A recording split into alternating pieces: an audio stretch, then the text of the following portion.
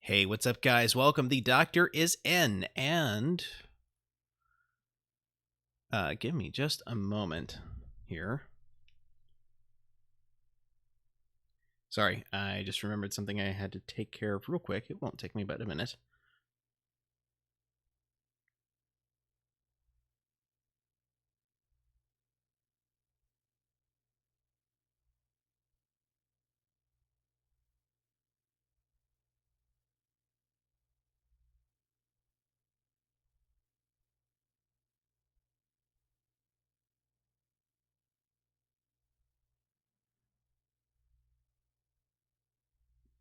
Okay, there we go. All right. So we are getting back into Phoenix Wright, Ace Attorney 2, Justice for All. And we've got Turnabout Big Top happening. Actually, hold... Yeah, okay.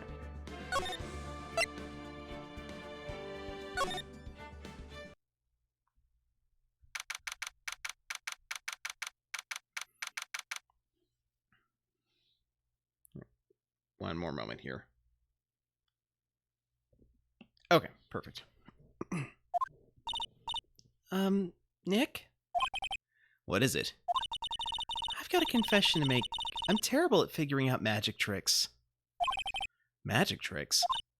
Yep, magic tricks are by their very definition tricks, right? Hold on.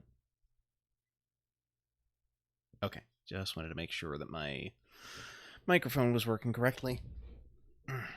Oh, that also reminds me I need to double check the hello there sound alert.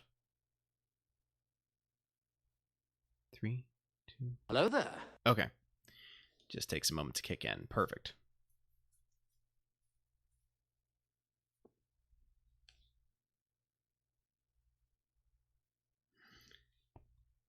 Okay. There we are. Sorry about that. But I can never figure out the tricks when I see them. That's because the tricks are performed by pros. They do it so you can't guess the trick. But the trick Pearlie showed me was incredible. Pearls did a magic trick? Huh. What kind of trick was it? Let's see. It looked like she pulled the end of her own thumb off. First, she put her right thumb next to her left hand, and then it just separated. She could move it up and down and everything. It was incredible. Really? Was it kind of like this? What? How did you do that? Nick, you're like a real magician. See, this is why I just can't figure out magic. I'm no good at it. Especially hard tricks like flying away from the scene of a murder. You'll take all the fun out of magic if you keep trying to figure it out.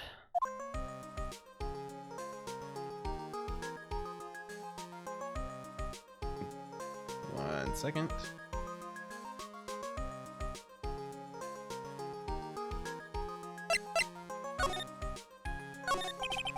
I don't see any way out of this. We're stuck between a rock and a hard place. There's no way we can solve the mystery of a criminal flying by tomorrow.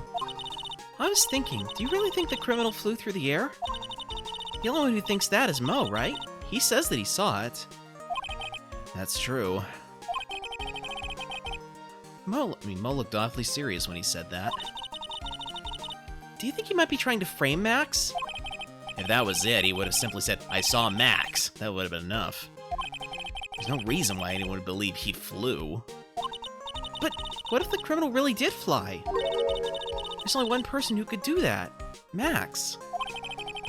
You're really not helping my confidence here, Maya.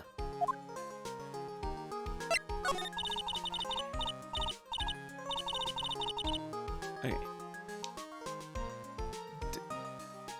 Do I want to know why Nick is examining Maya? It's just the pre-investigation chat. Everyone seems to hate Max. Ben, Trilo, Mo, they all have nothing nice to say. That magician does seem rather full of himself, doesn't he? Especially when he says things like customers only go to the circus to see him. He even hit Ben over the head with a bottle. But what? But that doesn't seem enough to frame another person for murder. And it was proven that neither Ben nor Mo lied on the stand. Maybe Ben saw the ringmaster wearing Max's costume, but Mo clearly said that he saw Max himself. Yeah, that is a pickle. Alright, so let's see. Now is the time where we go to the circus entrance.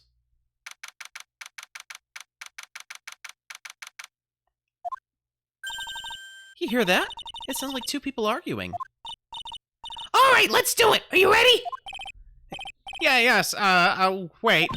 Quit your whining! Let's just give this a shot already! Alright, let's go! Row, row, row your boat. Row, row, row your boat! What are you doing? Gently down the stream! Come on, you know that! I'm trying my best, but Trilo, this just isn't going to work. Do you enjoy saying dumb things? You're gonna have to be on your own someday! If you can't handle something as simple as this, what are you gonna do then? Hello, Ben. Hello to you too, Trilo. What are you doing here? Can't you see we're on a secret crash training course? I'm sorry. Secret crash training. Whoa. Yes, Trilo wouldn't give up until I said we try out his idea for a new routine. So we were trying to sing in a round for our new ventriloquism act. In a round? You can really do that? That's incredible. See? Even they're surprised by the idea. Told you. You're not the only ones. You haven't surprised me with your idea. Once we got a grip on the basics, then it's just a matter of practice. You think so? Oh, I almost forgot. I wanted to give this back to you. Ah, there it is. Now that I got this ring back, it's time to take one more shot at Regina. You exhaust me, puppet. I know that you already testified in court today. You want to talk about what we saw, right? Yes. Well, at first we thought it was the old man, just looking at his walk and how he acted, right, Ben? Oh yeah, that's right. But then when we said hello and didn't even get a reply. Not to mention he was draped in those gaudy symbols. What would you have thought if he wasn't wearing those symbols? What do you think, Ben? What? Oh, I would have thought it was the ringmaster. Something just isn't adding up here. I wonder who they really saw. I was hoping I could ask you about Regina. I'm completely serious about her. That's why I'm waiting for her even now. Really? That's so sweet.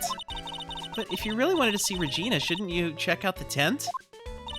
Ha! You ain't got a clue about things, do you, sweetheart? Eh? Waiting like this is part of being in love! How so? If you had a clue, you know that waiting is such sweet, wonderful torture!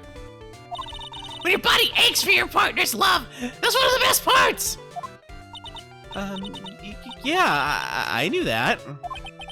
Poor Maya. She's so red she looks like a vine ripe tomato. So how's this new routine working out? We should just take a chill pill already! Our routines are secret! We're gonna take the ventriloquism world by storm! It'll be a real revolution! That sounds incredible. But let me make one thing clear! We're not gonna take on the world just because that jerk said we should! That jerk. Max Galactica! Performer should aim for the world! Who does he think he is? Trila, you seem to really be fired up about all this. He needs to realize that he isn't the only one who can conquer the world stage! Hey, Crystonium, thank you for joining. How's it going?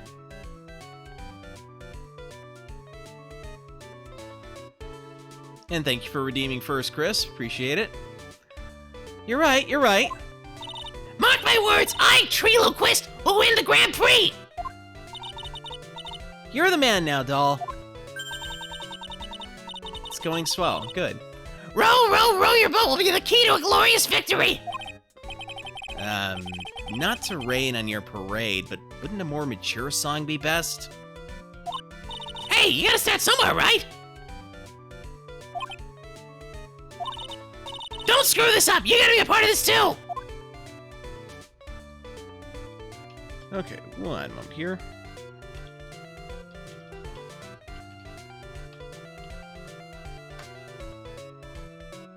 Guys, go check out Crystonium's channel. He was last playing the Hat in Time.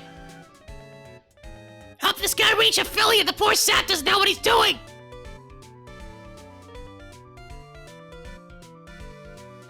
That wasn't very nice, Trilo.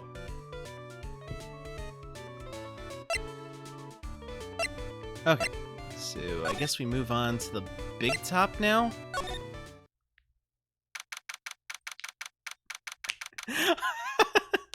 I was just trying to promote your channel in character. I didn't mean that you weren't actually. I do not mean that you don't know what you're doing. But I mean, if you say so, it's your words, not. Well, I mean, it's Trilo's words too. But you know, again, in character. You don't though. Well, everybody takes some time getting into their niche, honestly. So. Took me a while to get reach affiliate myself. Huh? Where's Regina? I don't know. But if she's with that tiger, I don't want to find out. Let's hurry up and get out of here. Nick, you're kind of a chicken, aren't you? No. I'm just, allergic to wild tigers. Okay, so... let's try the Ringmaster's room, then.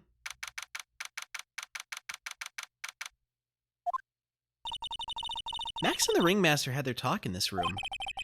That could have been when the Ringmaster put on Max's costume and went outside. Why did he do that, anyway? Was it really cold? Was it really that cold or something? You may not know this, but they call this a tailcoat. And they call this the face of someone who already knew that. Hmm? What? Scrap of white paper sticking out of the coat pocket. Huh? Where? Where? Calm down, Maya. You can't just go rummaging through people's coats. Aw, you always make me feel like I'm doing something wrong. Okay, so I guess we'll have to come back here when we have reason to look at that scrap of white paper, maybe? Other than that, what's this? This was the table he used when visitors came to see him. Yeah, there's mud caked on the table. You'll be back, gotta drive home. Alright, well, stay safe out there.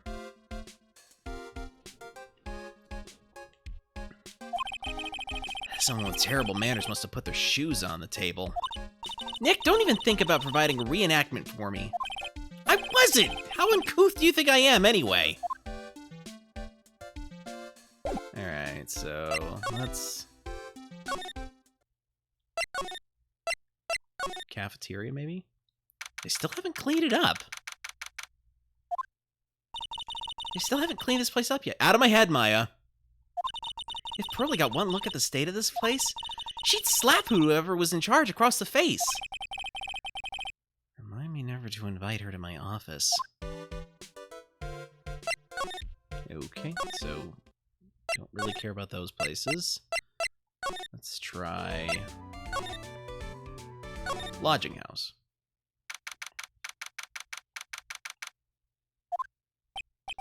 Oh, it's you two. You look like you just got hit by a truck. Shouldn't you get some rest? I'm taking a rest right now, pal. I've been listening to some crazy clown's life story. Miss Von Karma told me to come down here and do this for her. Yeah, I figured as much. Let me tell you something, pal. Listening to that old clown sucks all your energy. Every time he's done talking, he looks at you like you should be doing something. I think he's waiting for you to laugh at his jokes. I know that, pal. You have any idea how much your face hurts if you fake laughing that much? Francisca really set you up bad this time, didn't she? If you ask me, she should be listening to Mo herself. No way, pal. You're not gonna get me to backbite a woman with a whip. No way. Why are you defending her? Prosecutor Von Karma's always got her eyes on us. And every time you definitely don't want her to show up, poof, there she is. Don't show up, don't show up, don't show up, don't show up, don't show up. Looks like she's wound him up pretty tight. She's directly above us as we speak. Huh? How's that possible? According to the clown, the culprit jumped from here and disappeared into the sky. If that's what happened, it means the killer passed right by this window, pal. Oh, I see. Who lives in that room, behind the window up there? The acrobat's got his room up on the 3rd floor, it seems. Pretty soon Miss Von Karma's gonna start an investigation up there. So don't get any ideas of going up to the acrobat's room. Got it, pal? Francisca Von Karma. When she's done with her investigation, I think I'll go up there and check it out. Okay. Let's check out Mo's room then.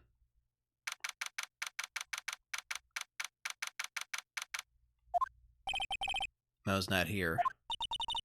If he was here, you would have been able to tell even before you stepped into his room.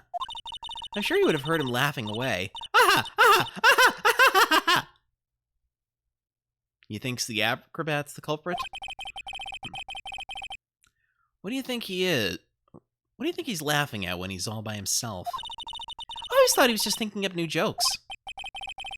He must really love his work. Okay. That means we've got only one place left to go, and that is the detention center.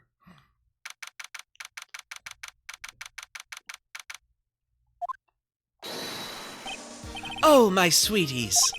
You mind hurrying up and getting me out of this place? We're doing our best, Max. Just hang in there. A little while ago, some people from a local TV station came by. And since I'm a famed magician, they said, let's make you your very own TV special. Really? What kind of TV special? Maximilian Galactica, the Great Prison Escape. It would be aired live. Hey, that sounds like it would be an awesome special. But if I do the special before I'm acquitted, they'll never let me out of here for real. Well, it surely would be an unnecessary... Hold on, let me hydrate a bit, because I'm getting my merds wixed.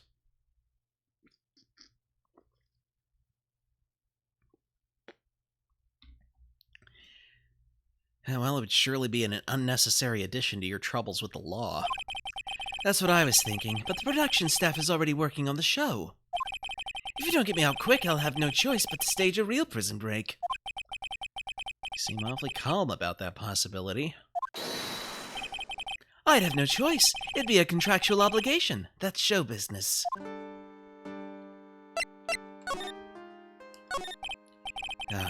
The night of the crime, you didn't happen to fly off into the sky, did you?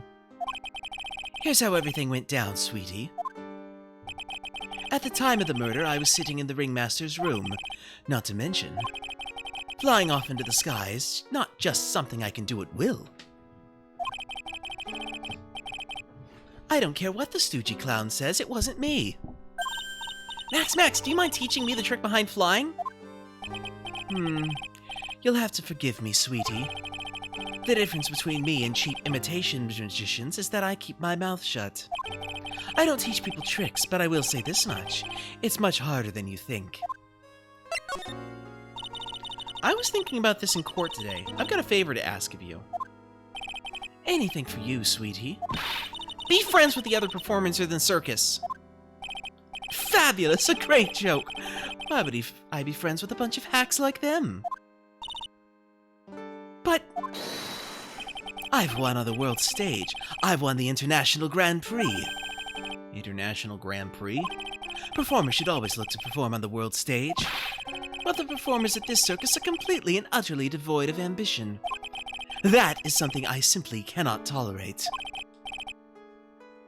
Ambition, huh? Something about what Max just said rings true to my ears. Oh my sweeties want to hear all about the Grand Prix, don't they? To be honest though, I've told the story like 100 times already, so it's a bit boring. I'm sorry to make you tell it again. You must not have heard me. I'm really sick of telling the story. But what can you do? I'm Maximilian Galactica. I suppose I can tell it again. Voila! Here, take a look at this. I just happen to have a picture from the Grand Prix with me. Just look at that fabulous stage. That is the first stage I ever flew on. I flew right over the audience. The crowd erupted into applause. At that time, I thought to myself that I could die right then and there, a happy man. I'll never forget how I felt that night. The emotions, the acclaim. Wow. By the way, I think everyone who's a performer should get to experience that feeling. I just wish I could explain that to the other people in the circus.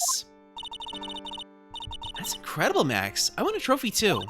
Hey, Nick, how about you buy me a trophy? That's not how you earn a trophy, Maya. My sweeties, you can have this picture of my triumph. Just make sure you show it to all the other members of the circus. Look and learn. That's what you should tell them. Learn how to get thrown in jail? Well, now we have our marching orders, so let us go back to the circus and start shoving this in people's faces.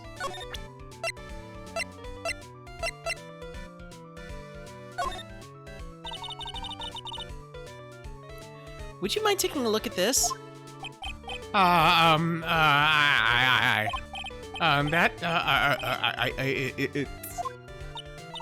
I guess we won't need you to look at this after all.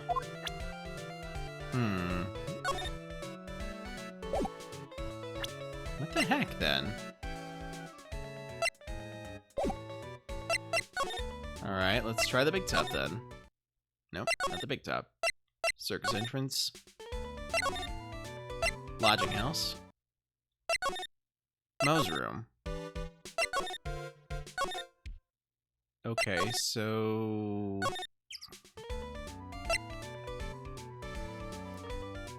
They're really gonna make us present the whole court record, aren't they?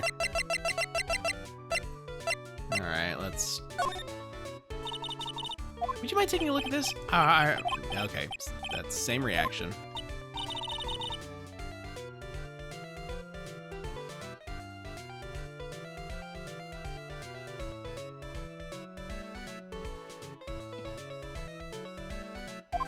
Okay, wooden box.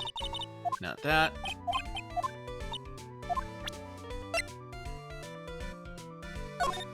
Autopsy report.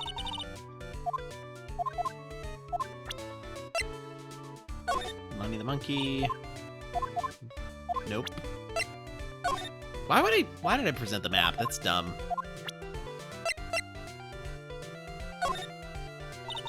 Nope.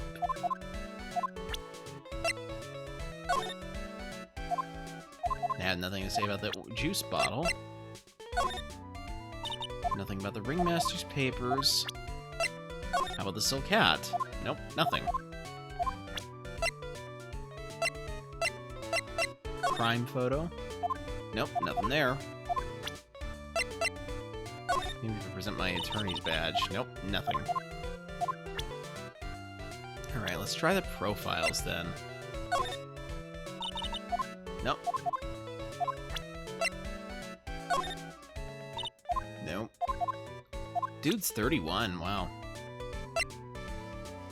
Same age as Gumshoe.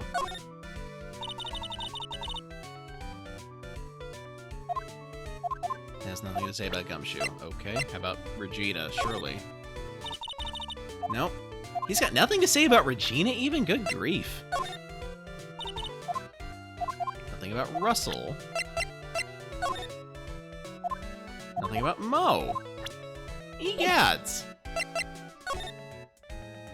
Okay, back to the detention center. Maybe if we start presenting these things to him. I'm normally fabulous, but in this picture, I'm the king of the world. I even got a fabulous trophy and a super fabulous bust. That's really cool. I wouldn't mind seeing your trophy someday. If you want to see one of my awards, you should just go to the cafeteria. The cafeteria? You mean the one inside the circus tent? Of course, the trophy isn't there, but the bust that I won is. It's in the cafeteria? We were just there yesterday. Nick, did you see a bust anywhere inside the cafeteria? I can't say that I recall, but let's go check it out, because that sounds important now.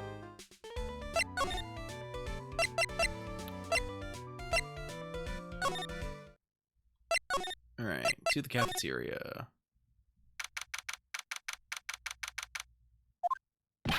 Ah, right! Welcome to the wonderful, the fabulous, the cafeteria! Yikes, he's in an awfully good mood. All right, you know what time it is? Riddle time! Why does everyone cry when they eat Mexican pizza? Come on, you can answer this, it's easy! Because cafeteria Mexican pizza is possibly a weapon of bowel destruction? Wrong! Try again! Okay, what do you think, girlie? I got it! Okay, what is your answer? Because they're in the cafeteria. Exactly! It's an incredibly sad place, that cafe!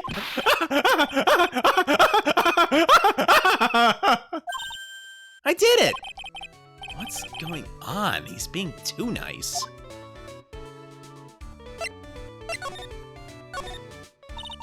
Today's been a really crazy day, hasn't it? You're telling me. I didn't think it was gonna be so tough. Tough? Yeah, it was a tough crowd. That's what you call a crowd that refuses to laugh. For instance, it was such a tough crowd this morning, I had to smash watermelons. I told them, well, a great story and even greater jokes, but no one busted out laughing. You even used the famed no shirt, no shoes, no shirt, no service joke. Exactly! How can you not laugh at stunning comedy like that? Are you 100% sure about your testimony today? I saw what I saw, I swear! That creep just... Flew through the air? It wasn't exactly flying, per se. It was more like floating. The silhouette of his face made me positive it was Max. I don't see a psyche lock. He must be telling the truth.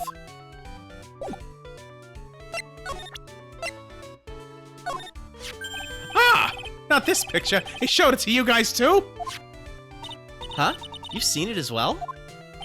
Well, you know what they say about Maximilian Galactica. He really gets around.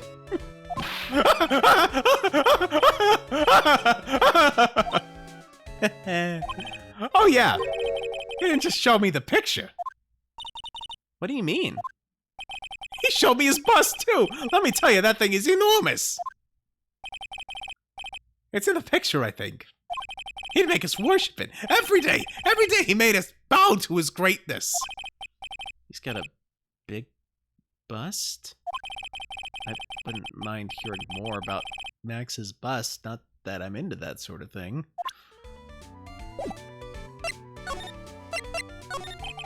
Max's bust should be on that small table over there. There's nothing over there. Really? Oh, yeah. When was it? I'd say about 5 days ago, all of a sudden. bus disappeared. It disappeared? If you want to see it, there's a photo on the bulletin board over there. Max just had to put the picture up. Hey, this thing's really cool. Nick, I want someone to make a bust of me. Sure, as long as I'm not paying for it. Aw. Is there anything else that's changed about this place? Nope, nothing's changed that I can see. I wonder if he's actually thinking about this or if he's setting up a bad joke. Nope, I'm drawing a blank here. Quiet Mo is a good Mo in my book. I guess there really aren't any other things that have changed, huh? Well, there was this one teensy tiny thing. It does seem different. Tell us. Well, on the morning of the crime over on that bulletin board, this piece of paper was posted front and center. Piece of paper? It's torn, so I don't know what it said, but I can see its title. Yikes! It says, to the murderer. Murderer? Yep, that's what it says, but the rest of it has been ripped off. And I don't know who posted it. When did you find this? The morning before the murder. Before the murderer? Yes, the ringmaster was killed the night after this paper was discovered. Who in the world posted this thing? Nick, I think we'd better follow up on this important lead. Yeah, no kidding. Alright. Back to the big top. To the ringmaster's room. I'm just a little curious here. Oh, no. Nothing. Nothing yet, anyway. Okay, circus entrance.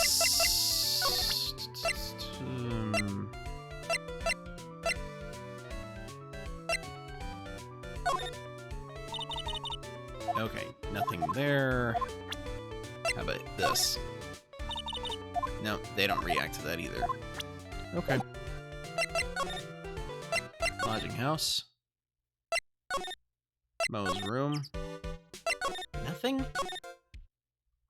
Okay.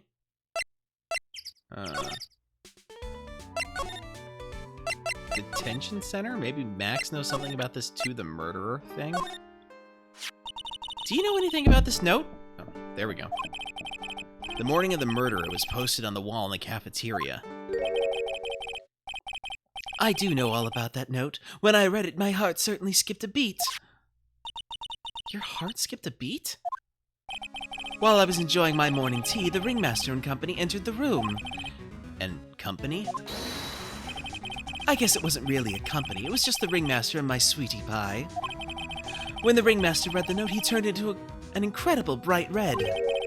All of a sudden, he tore it off the wall and shoved it into the pocket of his tailcoat. Really? Out of curiosity, what in the world was written on that thing? Let's see. Uh-huh. Oh, I don't want to steal the fun from my sweeties. Go and find out on your own. I'm sure you can find it somewhere. You might also want to ask my sweetie pie princess. Oh my gosh, this is... You ever get that feeling you're on a fetch quest? There we go. Hey, do you see that? There's a scrap of paper shoved into the pocket of the tailcoat. You know, I get a feeling I know what that is. I bet that's the other half of the note that Mo gave us. Now let's hurry up and check this thing out, Nick. I knew it. It fits perfectly with the other piece. What does it say? What does it say? To the murderer, I have conclusive evidence of what took place. Meet me at 10 p.m. tonight at the Lodging House Plaza. Tonight at 10 p.m.? That's when the murder took place. Now we need to find out who called out the ringmaster.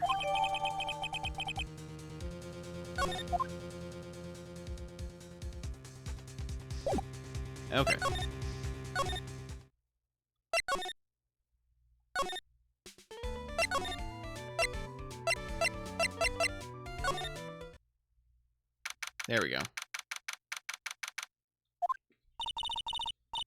Hey, Detective Gumshoe, I'm sure you did a good job, as usual.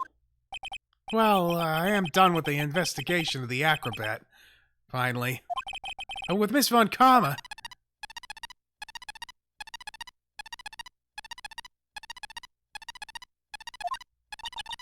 Nick, what is that? That beeping sound? It's Miss Von Karma. Huh? Every time I hear that sound, she's usually not very far behind. Some sort of pager or something? If you don't mind, pal, I'm gonna go ahead and get on out of here, quick. See you, pal. I didn't know that Gumshoe could run that fast. So much for being a flatfoot. Never seen a grown man so afraid of a girl still in her teens. Well, let's go inside. It's freezing out here. The wind's biting his... Ow! He's biting his lashes from a whip.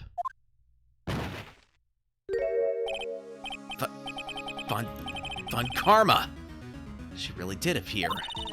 It was a real battle today in court, wasn't it, Mr. Phoenix Wright? Did you have to jump out and scare us like that? What can I do for you? Tomorrow will be the day my dream finally comes true. You mean the story of my defeat at your hands making the national news? National news? You possess such a small sense of scale. The global news, Mr. Phoenix Wright. Your miserable plight will be known internationally. I think she might be overestimating the importance of a win by just a smidge.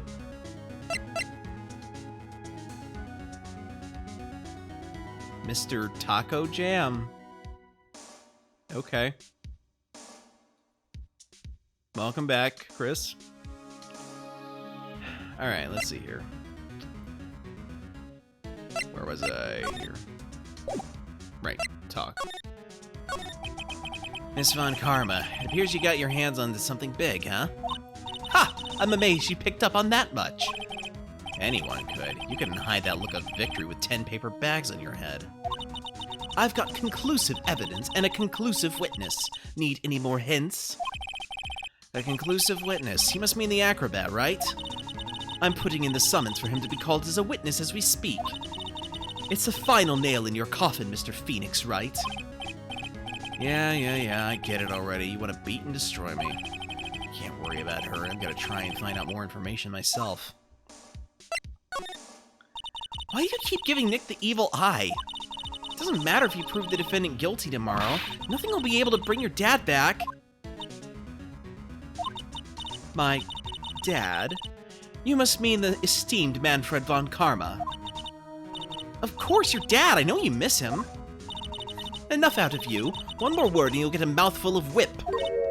Now, when did I ever bring up my papa's name in this or any other conversation? Then what's this revenge thing you're talking about? You wouldn't understand, Mr. Phoenix, right? I have to see him again one more time. Him? I'm sure you know to whom I refer. Miles Edgeworth. What? Edgeworth? Mr. Edgeworth? Miles Edgeworth?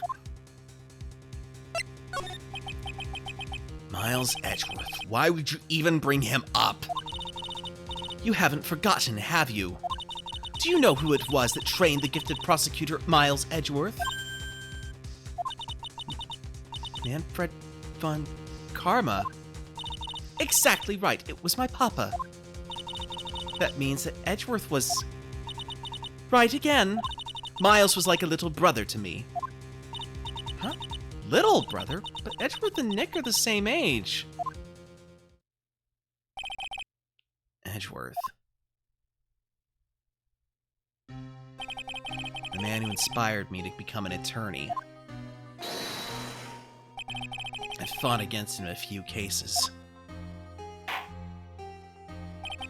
A little after that case was over, he vanished. It's your fault he is gone. Huh? It's the truth, isn't it, Mr. Phoenix Wright? Nick, what does she mean?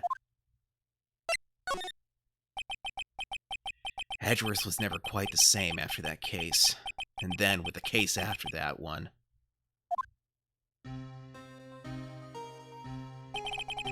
He never set foot into court again. And then one day, he just vanished. All he left was a simple note at the prosecutor's office. Prosecutor Miles Edgeworth chooses death. That was 1 year ago. It was a few months after you left to go back home. Mr. Edgeworth, he's dead? I don't believe it. He's still alive, I'm sure of it. Somewhere in this world, he's still alive. Prosecutor Miles Edgeworth chooses death? Of course he did! You ruined his reputation as a prosecutor. You effectively killed the prosecutor in him. Just like your victory muddied the honorable name Von Karma. I'm going to find him, and then I'm going to teach him his rightful place with my own 2 hands. Nick, about Mr. Edgeworth. Maya, I already told you this once. Don't make me do it again. Don't bring up his name in front of me again, okay? Nick? Miss Von Karma? What? I don't know if you are God's gift to prosecutors or not, but I've had about enough of you. Him too! What in the world happened? This dog is all bark and no bite. He's already been defeated. Regardless, I have nothing to inform you two of today. Tomorrow will be the greatest courtroom battle this country has ever seen. Nick? Let's go. We need to talk with the performer on the 3rd floor. I'm sorry I brought it up, Nick.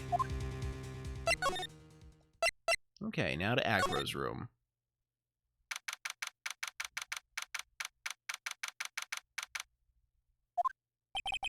You must be Phoenix Wright. Yes.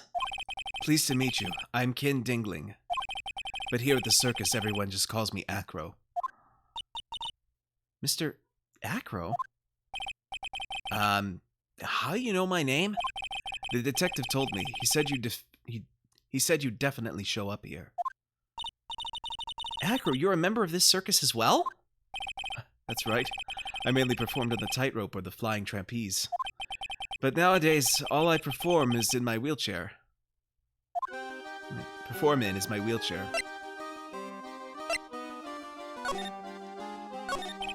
Acro, why did you join the circus? When I was a kid, my parents failed miserably at business. Then one night, they decided to run away from it all, without me.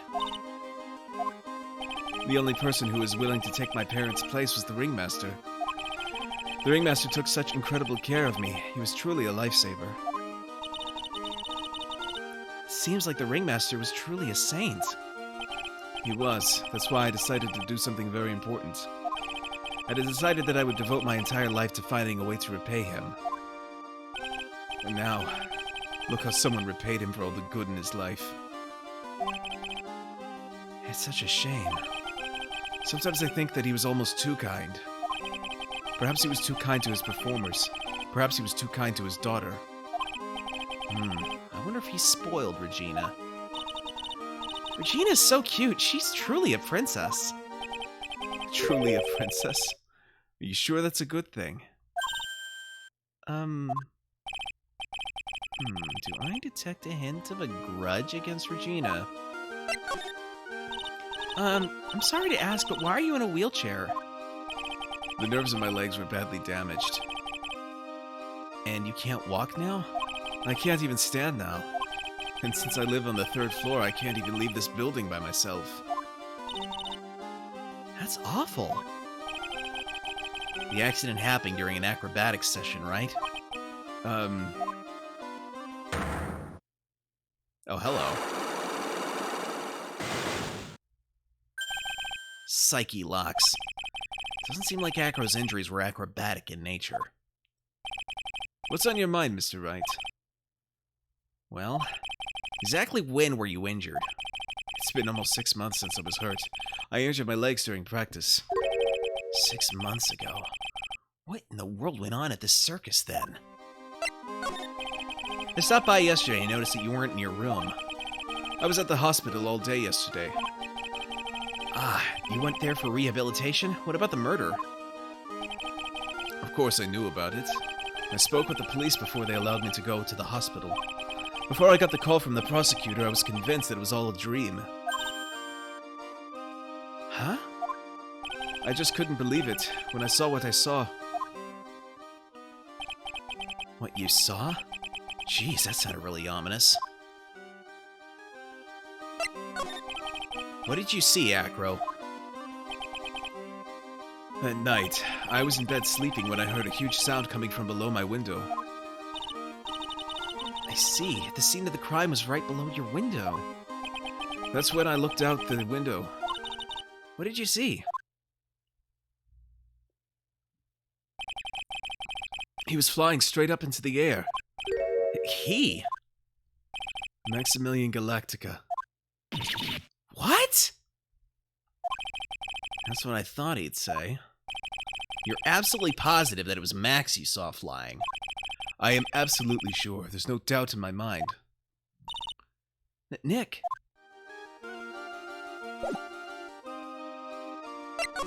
Well, hold on.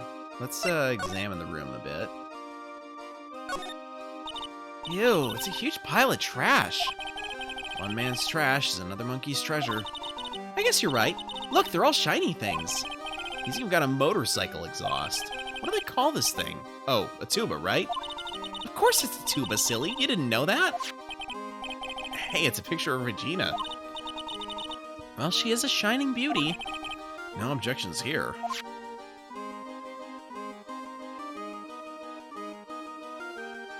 Okay, let's see here.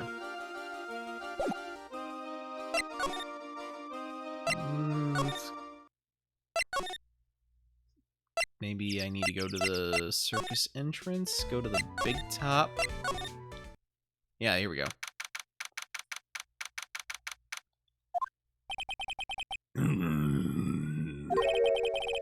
I've got a bad feeling about this.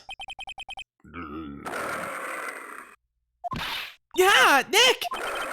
Wonderful. Today's special must be filet of phoenix. Stay, heal. Oh, Maya, Nick, it's you guys.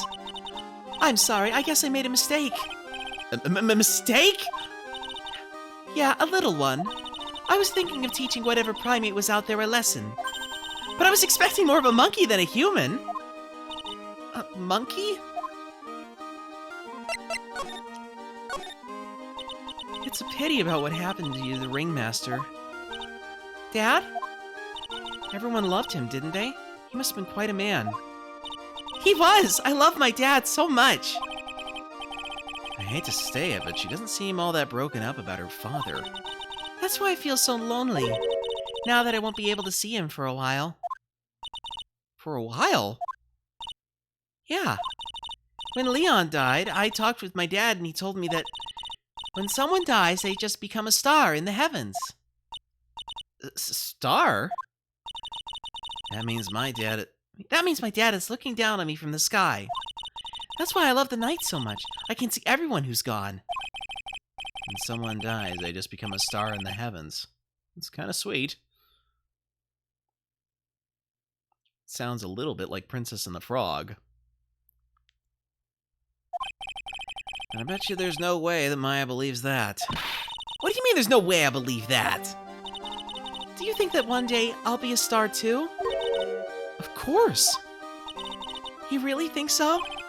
Yeah, you will, I think.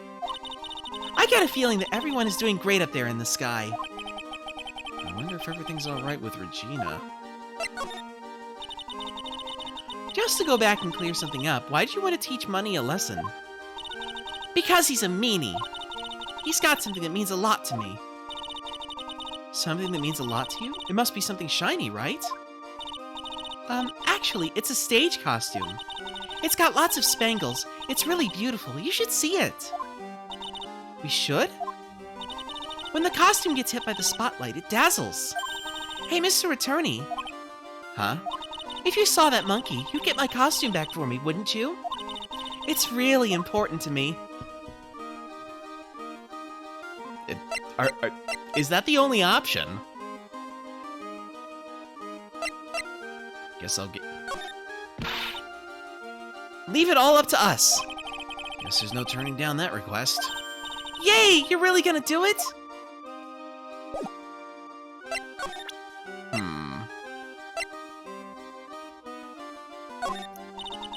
There's no denying it. Max is cool. I want to try flying someday with Max.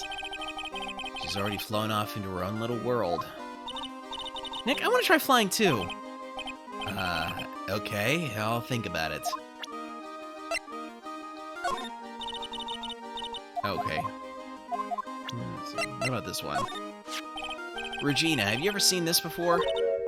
I know what this is. Really?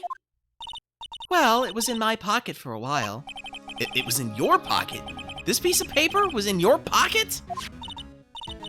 I guess I noticed it was in there around breakfast time. Breakfast time? Yeah, I always take Acro as breakfast in the morning. That's when I also take out the trash in his room. Then I go to the cafeteria and eat my own breakfast. That's when you realize the piece of paper was in your pocket? Yep, but since I'm not a murderer, I just figured it belonged in someone else's pocket. And then what? I wondered if the person who lost it was in trouble, so... You didn't put it on the bulletin board in the cafeteria, did you? I did! I stuck it up there. How'd you know? So it was Regina who put it up there. When did this happen? The morning of the murder, I think. That explains a lot. I wonder who wrote this.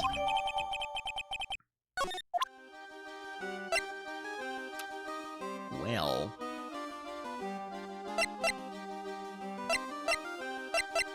Just out of curiosity. That's Pepper, isn't it? From the cafeteria? Huh? It's from the cafeteria? It's not? I remember seeing it there. So this was the cafeteria's Pepper. You know, I'm not a big fan of Pepper.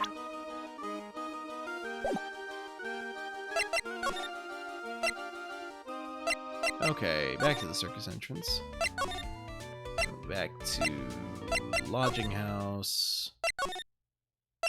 Let's go to Acro's room. Maybe we got enough evidence to... Take that!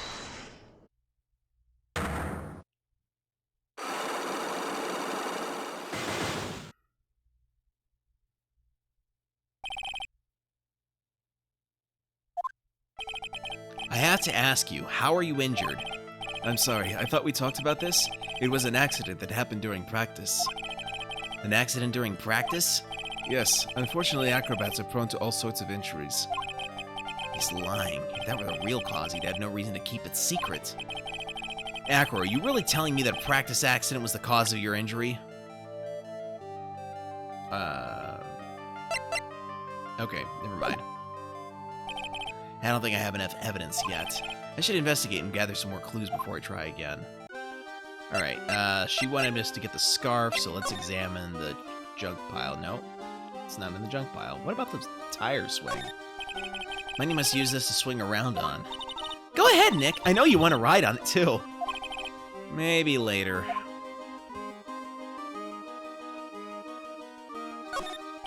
This bed is incredibly well made. It's almost like a maid made it up. Even the laundry on top of the bed is folded perfectly. Nick, there's nothing unusual about that at all. It's how things are supposed to be. Can't a man respect another man for doing something said man cannot do? Hey, the net's ripped. Money must be prone to breaking things. He's hardcore. The net looks fine to me. You really think that he plays basketball? I think so. Monkeys live life above the rim, you know. You're joking, right?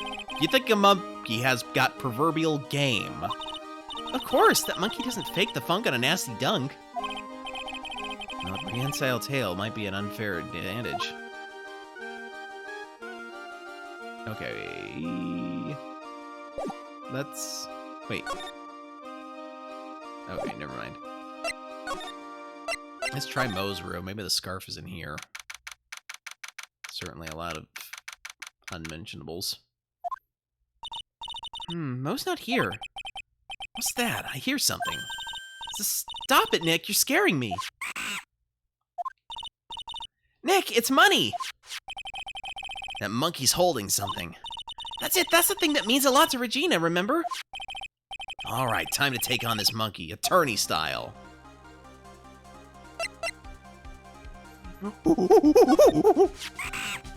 Ooh. Wahoo! Yikes! Ah!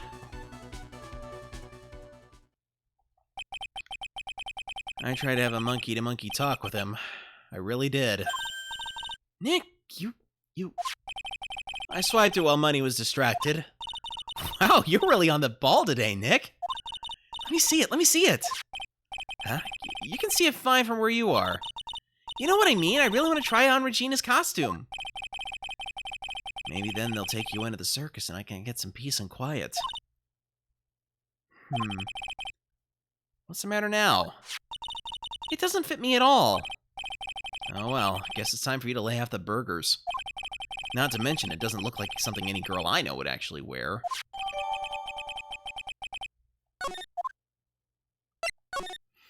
Okay. Back to the big top.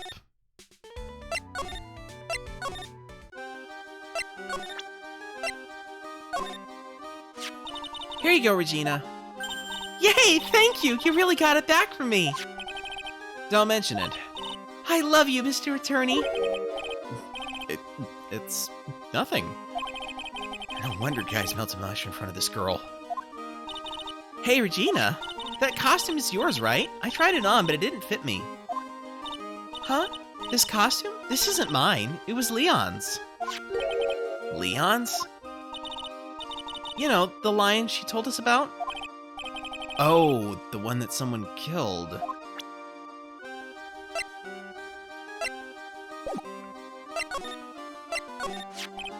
Leon. He was killed, wasn't he? That's right. My dad killed him. Why? Well, Leon did something really bad during practice. During practice? Leon was sitting down and then he opened his mouth. You know, Usually when he did that, I would put my head into his mouth. Wait, you put your head into a lion's mouth? I sure did. The people in the crowd always loved seeing me do that. They'd always start screaming. You sure they were screaming because they loved seeing you do that? Anyways, what was the bad thing? Oh yeah, Leon bit someone during that practice. Regina, everything was alright though, right? No, it wasn't alright. That was the problem. My dad was incredibly angry. And that's when Leon... Yeah, that's when he became a star in the sky. Poor thing.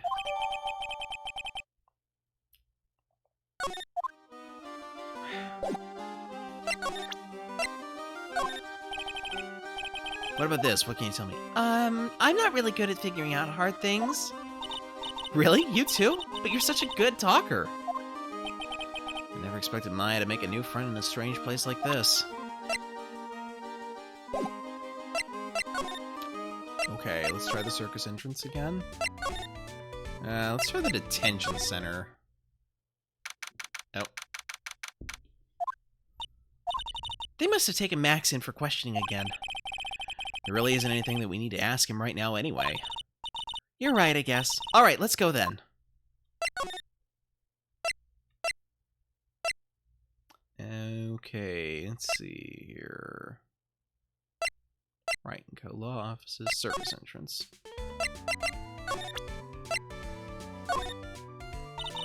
Nope, doesn't know anything about it. How about this? Nada. Zilch.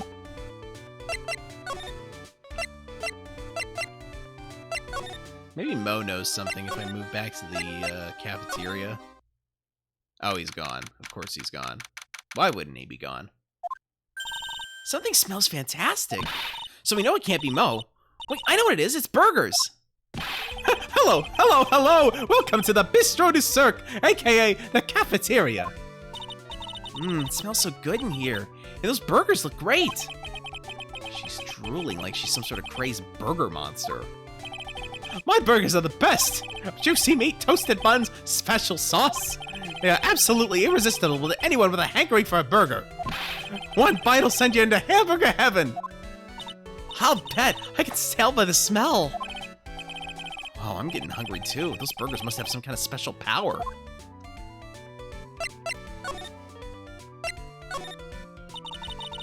Now that the ringmaster's gone, what are you going to do? That's all I thought about the past 2 days. Everyone loved Russell. You've heard Acro's story, haven't you? Like how he was adopted when he was younger? He's calmed down a bit now, but he was livid when he heard about the murder. Acro was so upset that he said he couldn't go on. He was that upset? Yes, he was. Anyway, I gave it some thought. Maybe I should give up on trying to be a half-baked clown. I've been thinking of trying on the ringmaster's shoes. What? Really?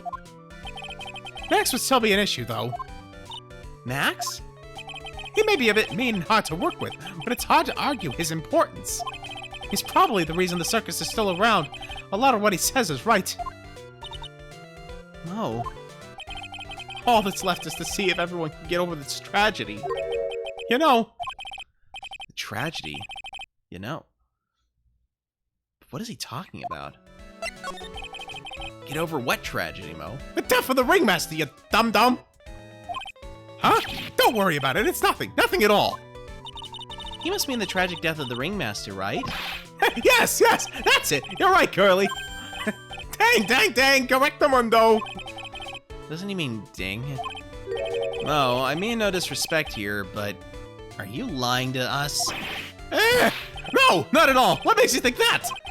Just the way you said if everyone can get over this tragedy seemed a bit strange. It sounded like you were talking about something from a long time ago. Mo, I'm right, aren't I?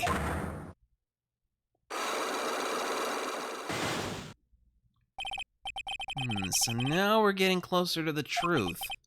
It was about 6 months ago. It was just a little accident. Give me a break. Us old men have accidents. I wear big pants for a reason. 6 months ago, eh? Well... You wouldn't know it, but I was responsible for naming all the animals at the circus. You named Money the monkey and Regent Regina's tiger? Guilty as charged. But Leon got his name from the ringmaster. Really?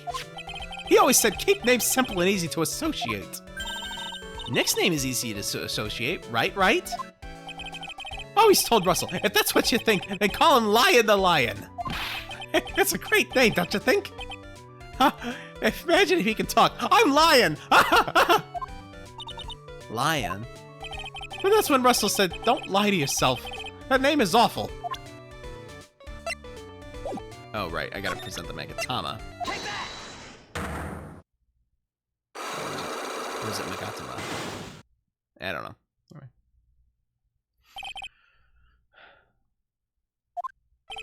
Mo, please tell us what happened 6 months ago. What in the world went on at this circus? Okay. There's no need to look so scary when you ask me. Hey, look over there! Some juicy burgers! Let's eat instead! Unfortunately, I'm more of a grilled chicken sandwich man myself. Actually, I kind of got an idea what happened back then. Mo, you said something about an accident? This wouldn't happen to be the cause of that accident, would it? Take that! I heard a little bit about it from Regina. Leon made a mistake during a practice, right? How did you?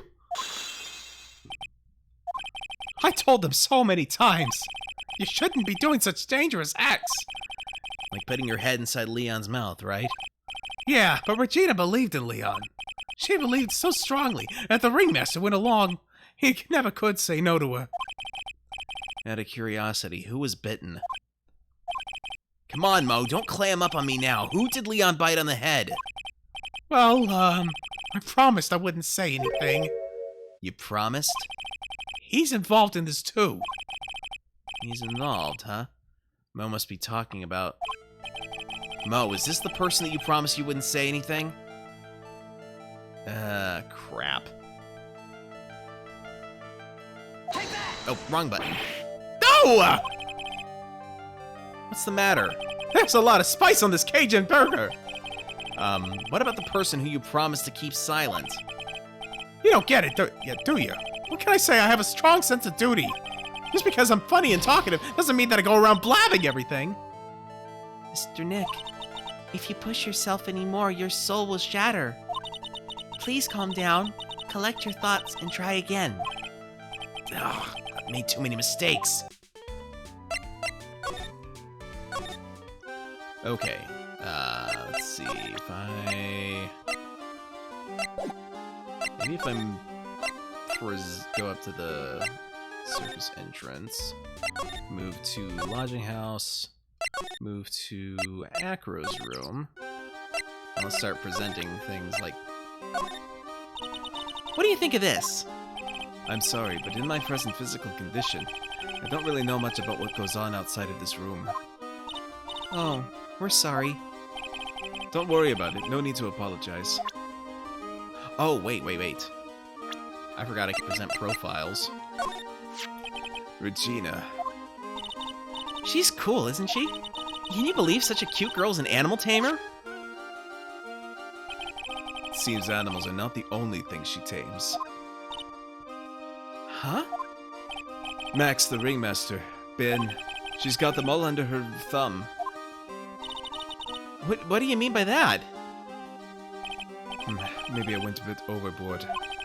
It's just Regina's innocence. She was incredibly sheltered as a child. I'd say it seems that way. That's why she can be so cruel. What? Regina is just like the animals she claims to tame. She's innocent, thus she can be cruel. I wonder what happened between Acro and Regina.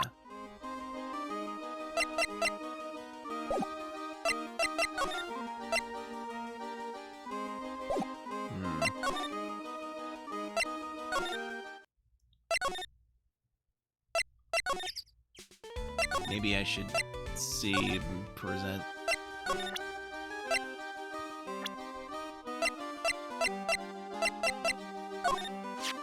Ah, it's Acro! Is he in his room today? Yes, he is. We just came back from meeting with him. I hope his legs get better soon. Acro's so incredible, especially on the trapeze. The trapeze is that enormous swing hanging from the top of the tent, right? Yep, that's it. I really want to see him up there again. Acro the acrobat. That's strange. Acro doesn't seem to have very many nice things to say about Regina. But Regina seems to like Acro just fine. Alright, let's... okay, let's try back to the lodging house. Maybe if I... Wait. Did I don't remember now. Anyway. Try the note here. What's this? That's what we want to know. It was posted in the cafeteria the morning before the murder. In the cafeteria? But what happened? He suddenly looks incredibly serious. If it's got something to do with her, then you should go straight to the source. Her? Regina, ask her about it. Maximilian Galactica, right? You'll have to forgive me, but I try not to think about him. Acro won't even look at it. It looks like something's really weighing on him.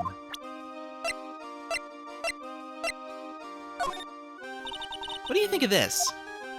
I'm sorry, but in my present physical condition, I don't really know much about what goes on outside of this room. Oh, we're sorry. Don't worry about it. No need to apologize.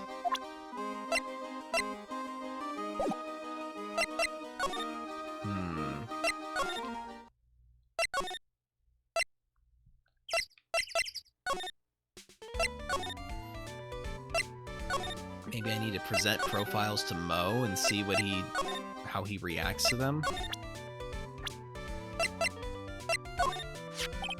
He's always been a very private guy. When he came here, he was only about 10 years old. We just started the very big circus around the time that Russell took him in. These are really hard memories to bring up. Acro was so happy to have joined the circus. He was especially grateful to the ringmaster, and I'm sure he's grateful to you too. Huh? He's grateful to me too? Oh, shucks! You guys are exaggerating. He's fidgeting around so much you can tell that he's embarrassed. Okay. That's the ringmaster's daughter, Regina. Ever since she was a little girl, she's been watching the circus performances. Cuter than a little puppy Maltese, that Regina. If only my Lorena was that cute. Lorena? Lorita's my daughter. She lives with her mother now. It's true what they say about the tears of a clown.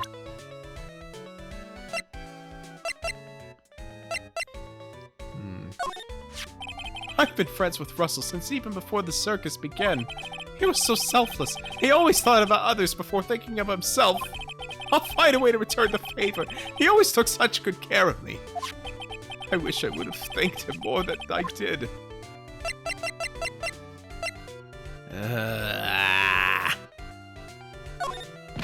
I can't stand Max and his attitude sometimes. I know. But lately, Huh? it's just, lately I've started to understand what he's always going on about. What is it then? Well, I'm not sure if I can explain it all that well just yet. That's when you think it's impossible. Mo flashes a glimpse of maturity.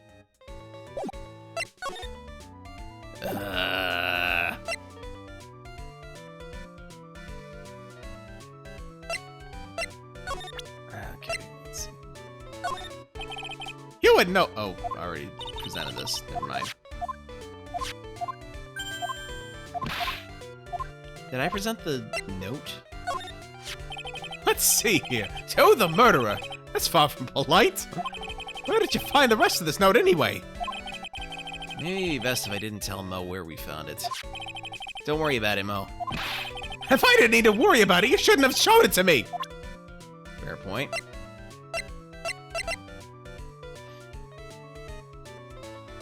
Alright, we're gonna try this again here.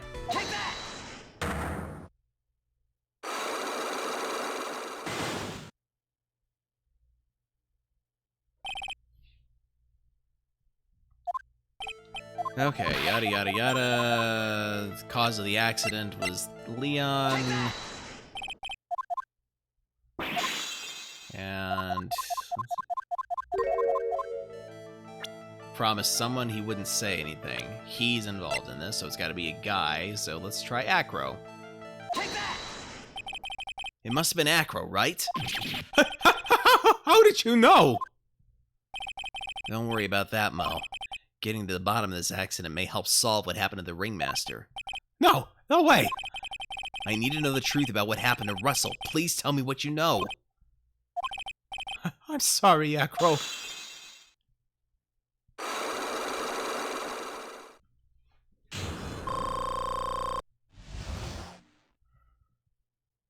Thank goodness. It's just like you said, you know, the accident? Did someone die? No, but it would have probably been better if he had. What? How would that have been better? He's still alive, but when he got bit, he suffered massive brain damage. He'll never recover from the coma that he's in. Coma? All he does now is lie in his bed in the hospital. And that's all he's ever going to be able to do. I see. How is he related to Acro? He's his brother. Huh? The person who got bit was Acro's brother. Brother? They were an acrobat team of brothers, Acro and Bat. Cute nicknames, I thought. Anyways, they were an incredible team, cut down together in their prime. Who is Acro's younger brother? Sean Dingling, but everyone always called him Bat. He fell in love with Regina. Trying to win her love was his downfall. Everyone seems to fall in love with Regina. 6 months ago while we were practicing, all of a sudden Bat blurts out, "Let me perform with Leon!" Why did he do that? I don't know, but that's what caused the accident.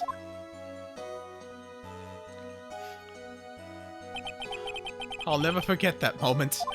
It was so strange. Leon had the weirdest look on his face. He was smiling.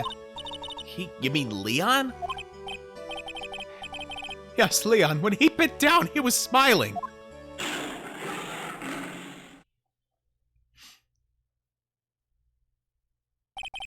Some sick grin. No way. That's impossible. A smirking lion, a flying murderer? Why does it seem that it's always Mo that catches all these incredible events? Nick, can lions smile? Not according to the little drummer boy. We never told the police about the incident. The circus would have been shut down if we had. The next day, the ringmaster took Leon out and shot him with a rifle. So that's what really happened. Well, you guys were so serious. What was he supposed to do? I had to tell you. But all this truthfulness has put me in the mood for a burger. Here, you two have some pepper. Shaka, shaka, shaka, shaka. There he goes again, acting like his normal crazy self. That's you! That's you! Nice! What a wonderful sneeze! Huh? You think so? You sneeze with pepper and slip on a banana peel? That's basic clownsmanship! Girlie, I know you gotta understand that. Nick, I think you'd make a good clown. Other than Regina, I've never seen a cuter sneezer. Does Regina sneeze with pepper too? She does. Bat would always tease her with pepper. The bat? From my point of view, those two always look so perfect together. They look perfect together, huh?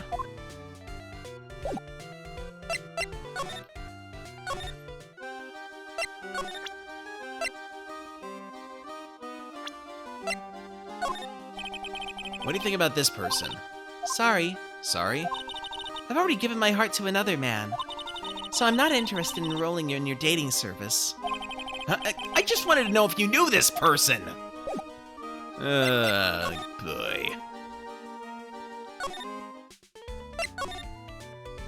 Okay, let's go back to Acro's room.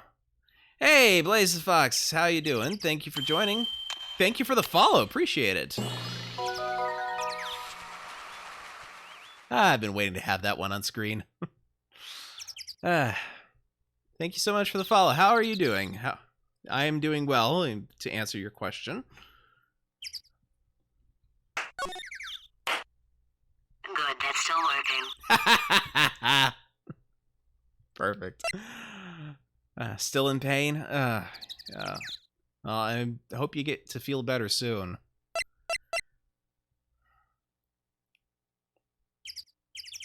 Okay, where was I? Acro's room, right. Ah, Mr. Wright, back again, I see. Thank you for redeeming WoW, Blaze. Appreciate it. Well, he did say I'll be back. Wait, or was that someone else? We're back because Acro's hiding why his legs were injured. He was hurt in the accident 6 months ago. It would seem that he knows that we know. Well, it seems that you've got things you want to talk about, so fire away. Alright, here.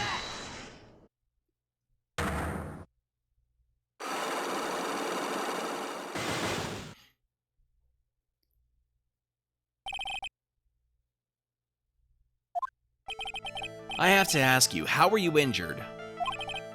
I'm sorry, I thought we talked about this. It was an accident that happened during practice. An accident during practice? Yes. Unfortunately, acrobats are prone to all sorts of injuries. Why am I reading all characters alone? Because I'm the only one here.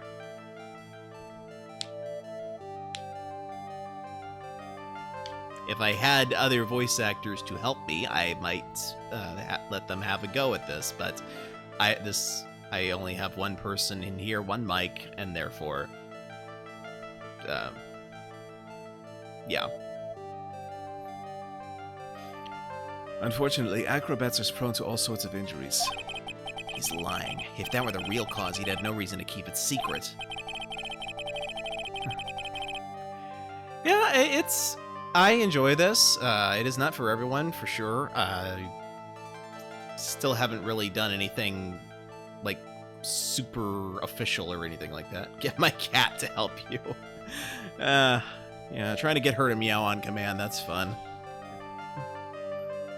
Plus, what's more, half the time that you hear her on screen, it's because she's got the zoomies and she's going, "Rah! Rah!" Okay.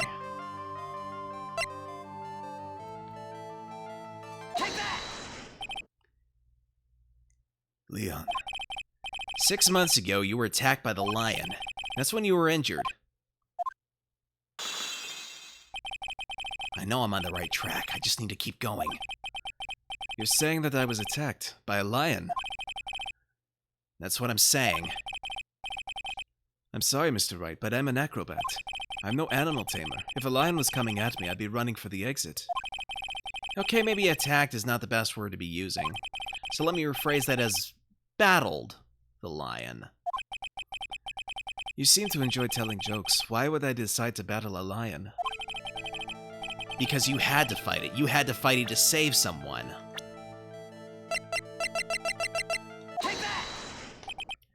That. It was a shame what happened to your brother 6 months ago. You tried to save him, didn't you? And that's how you got that terrible injury. I know who can help you get your sleep paralysis demon to help you. What?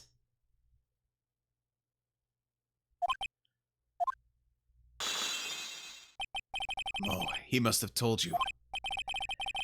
Yes, we learned about Bat from Mo, but he didn't mention anything about you in regards to the accident. I suppose it was just a slip of the tongue on his part. That's how I figured it out. A slip of the tongue?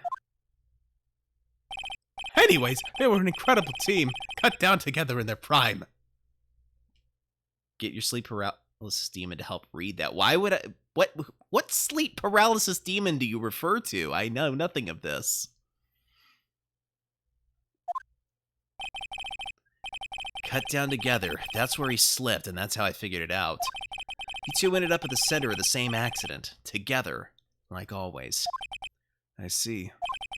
But an accident is an accident. It wasn't anyone's fault. I still haven't broken Acro's last psyche lock. This must be one incredibly deep-seated secret. It wasn't anyone's fault. Do you care to explain more? Acro, I know you're still hiding something from me. Maybe someone you don't seem to like much is the reason you're being evasive. Everyone has a sleep paralysis demon. You must not have met yours yet. No, I can't say I have. But Regina... You always seem calm and collected until you start talking about her. Saying things like she's cruel. Well done, Mr. Attorney.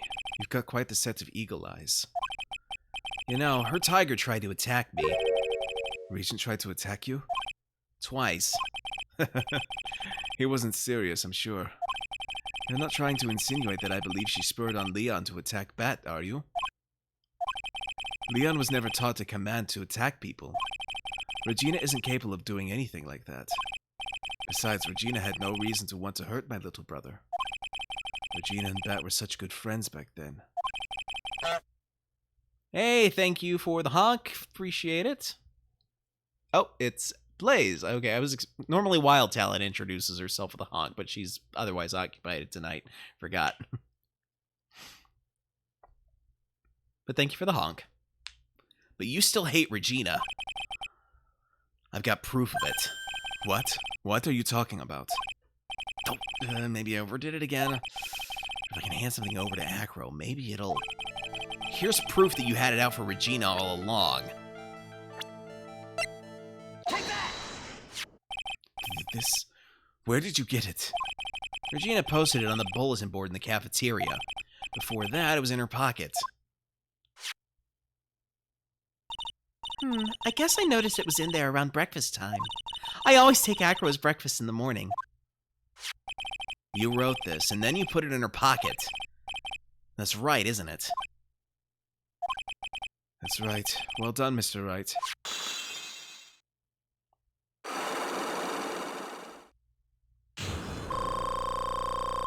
Oh, thank God. I'm going to need that health bar for the court trial. My legs were injured by Leon. 6 months ago, my younger brother Bat had a dare with Regina. A dare? An absurd dare. If I can put my head inside of Leon's mouth like you do, you have to go to the movies with me on a date. That's insane! Didn't he know how dangerous that is? We all thought he was being stupid too. But that lion was very old to begin with, and age brought with it countless experience in doing that very trick. Unfortunately, this particular time I guess Leon wasn't ready or willing. And that's when the accident happened? He just wanted to take her out, to the movies. Poor Bat. When Leon chomped down, I jumped towards him. Then Leon attacked me, and that's how I ended up... What about Bat? He's still in a coma. I went to the hospital yesterday to visit him. I see. I'm still in waiting for him to open his eyes again. And that's the reason why I keep going. Bat and Regina. They were such great friends. Oh, yeah, I wanted you to take a look at this. What is it? This is the scarf my brother was wearing when Leon attacked him. Gross, it's covered in blood. This scarf. It was a present from Regina to my brother on the day of the accident. When he did it, he looked like he was smiling. He? Leon, obviously. Oh! When he bit down on Bat's head, the expression on Leon's face looked like a grin. Nick! I know, Mo said the same thing. What do you think it all means? I'll be taking that scarf if you don't mind. Miss Von Karma? I've already heard everything, so hand over the scarf. But the scarf is evidence in the trial. That is for me to decide. I think we should begin our preparations now, Acro. Preparations? I've served a summons to Acro to appear in court tomorrow as a witness. Acro will talk more at the prosecutor's office. You just figured it out? Did you figure out who done it or how done it? Because the how done it is important. Acro, witness? Come, Acro. Let's go to the office. Yes, ma'am.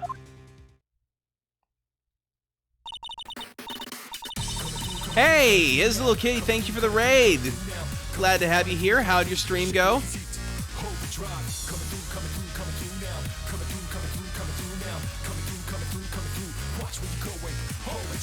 And guys, check out his little kitty's channel. She's... What were you streaming just now?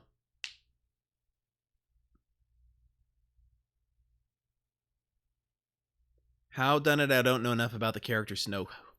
Oh, you figured out how done it. You don't know enough about the characters to know who done it. Okay.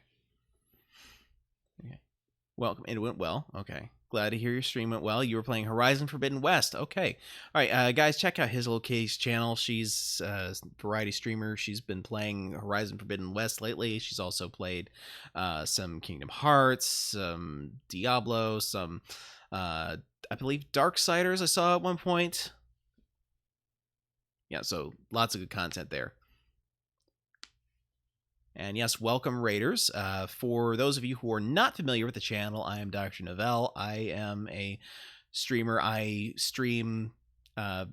usually stream visual novels in the middle of the week, so shorter streams like on Wednesday. I've also been streaming some on Thursday for past few weeks, so that way I could get to near Replicant wrapped up, which I finally did on Sunday. Sunday is usually when I play the larger games. I've been playing some Death Stranding and Horizon Forbidden West, which that's what I'll be streaming on this Sunday. So if you like to join me then, glad to have you there. Okay, where were we? Now what do we do, Nick? How are we going to handle tomorrow? Don't worry about it. I'll figure something out. Look at you all full of confidence. You must have found something you can use. This is all beginning to come together now.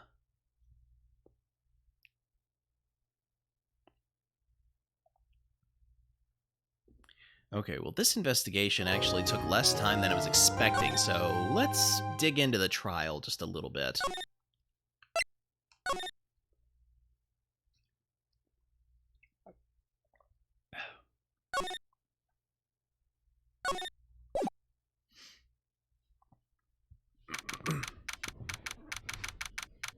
Of course, that investigation would have taken less time if it wasn't for the fact that it's like completely zero clue for you to how to proceed.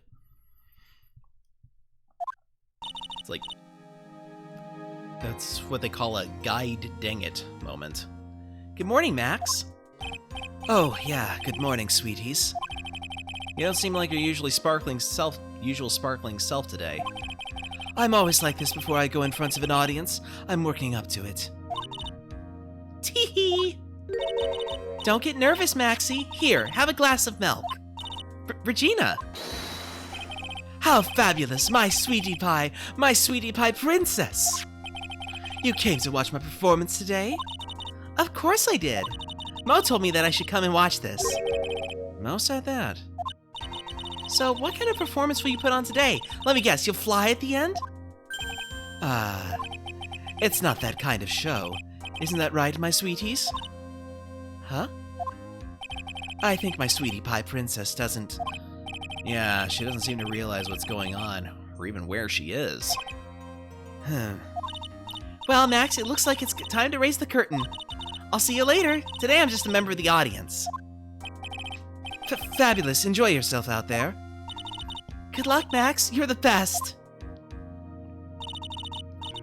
Regina's different, don't you think, Nick? Top of the morning to ya! Everybody, let's get ready to get stuck in legal limbo. How low can you go? Mo. Top of the morning to you, governor. Top of the morning? That's the ticket. Attacking the day starts with with energy in the morning. The early bird gets the worm, but then again, worms lack higher brain function. Here, Max, I bought you a present. Have some milk. Oh my, thanks. So how are you today, Wright? Well, I've got the feeling that today I'm going to face off against the real culprit. You mean Acro? Uh-huh? You think he did it? Be careful. He's used to putting his life on the line, literally. He's got guts to spare. All I gotta worry about is how thin the tightrope is. I'm used to it already. It just means that I won't be able to press him like I can other witnesses. What are you gonna do then, Nick? I guess today we'll just have to do without our usual psychological warfare. Today we rely on evidence. It's the only way we'll get past Acro and to the truth. You're right, but it's gonna be tough. Anyways, I want you to make sure that Regina sees it all today. It's important. Then she'll finally have to deal with the reality of what happened to her father. You want us to make sure Regina watches? Yes, that's why I brought her here to court today. What's that supposed to mean? She needs to know that when people die, they don't just become stars. I may be an old-fashioned clown, but I don't believe in people becoming stars.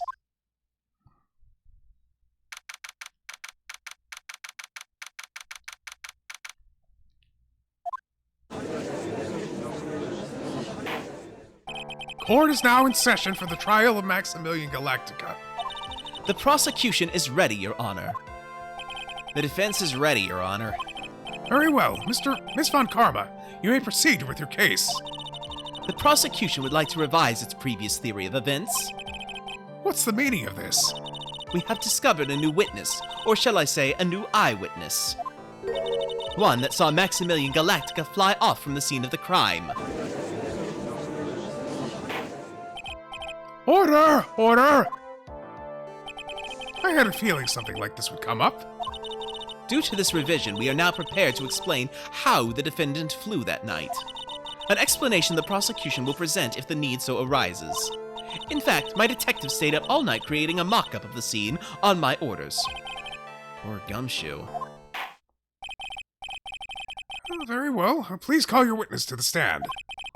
Time to get to work, or shall I say, time to walk the courtroom tightrope.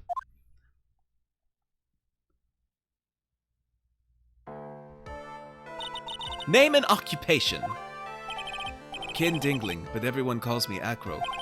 I'm employed as an acrobat at the Very Big Circus. Where were you on the night of the crime? I was in my room that night. If you look at the map, you will see the witness's room is near the crime scene. My room is on the 3rd floor. The crime scene is below my window.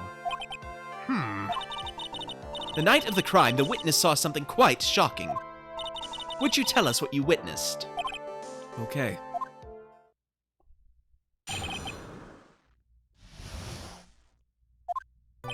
It was just after 10 p.m., and I was resting in my bed. Around that time, I heard a large thump noise from outside the window. Then, a few moments later, I saw someone flying right by my window. It was Max Galactica. I only saw him from behind, but that's who it looked like.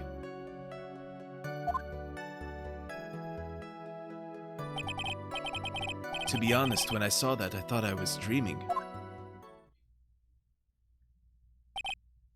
This witness's testimony matches up exactly with that of the clown. If that's the case, there is very little the prosecution need add. All that's left is to explain how the defendant disappeared into the sky that night. Before we get that far, I'd like to cross-examine the witness. A foolish choice by a foolish fool who wishes to feel the foolish sadness of a sad fool. A man must know the proper timing for things, Mr. Phoenix Wright. Just like your old friend, Mr. Miles Edgeworth did. Mr. Wright, do you have a problem with the witness's testimony? In the words of Miss Von Karma, may I quote yesterday's proceedings? There's no way that actually happened.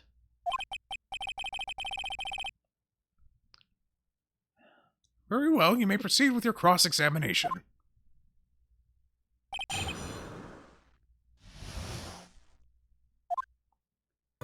It was just after 10 p.m. and I was resting in my bed. Alright, let's take a look at the evidence here. Okay, 10:15 p.m. That checks out.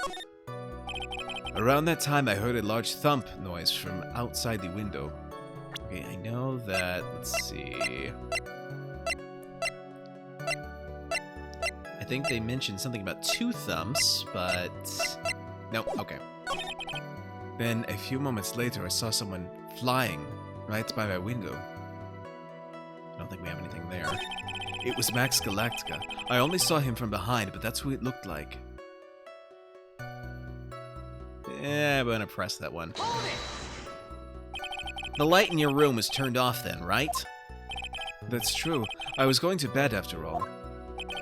So with the lights off, you were still able to clearly see a human fly by your window. Well, yes, if the lights are off out inside someone's room, it's usually easier to see outside at night. The safety lights lit things up enough for me to see. Thank you for the 1,000 bits, Christonium. Wow, appreciate it. Okay, I'm gonna go ahead and give Chris another shout out here because I don't know if any of our new guests are following him.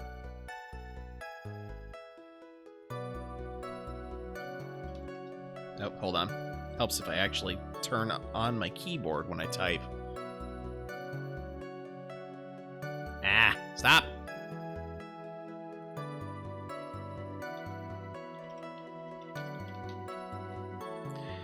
Yes, check out Christonium. He's been playing A Hat in Time recently. He's also been playing, wait. I can't remember the name of the game now. Is it Ark Survival Evolved?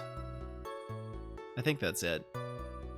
He's also played some Horizon Forbidden West, as well as some Monster Hunter Rise. Yes, okay, awesome. So, oh, and Satisfactory, he also does a lot of that. So if you got an interest in any of those games, go check him out and, you know, help a small streamer out.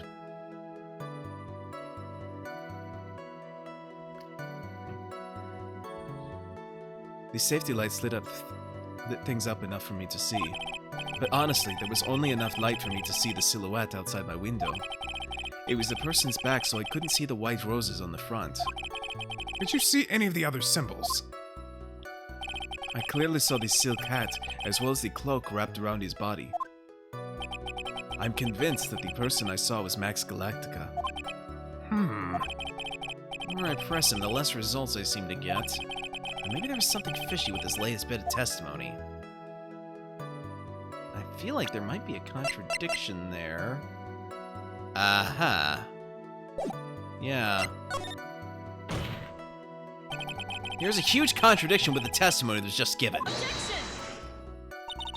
If there's a contradiction, then prove it with evidence.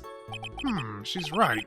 Let's see some evidence. Do you have any evidence to support your claim of a contradiction? Ha ha ha! Thank you for the 10 bits and the objection. Perfect. You claim to have seen the exact same thing Mo saw that night. Do you stand by that? What do you mean? The silk hat. What about the steel cat? I saw it on Max's head as he flew by my window. Well, you should have tried looking down out of your window that night. That would have been quite difficult considering the state that I'm in. Just looking outside of the window was a tough enough challenge for me.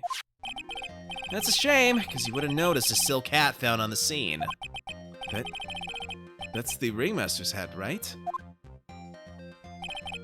Afraid not. No matter how you look at it, this is Max's silk hat. Where are you going with this, Mr. Wright? Are you saying that Max has 2 silk hats?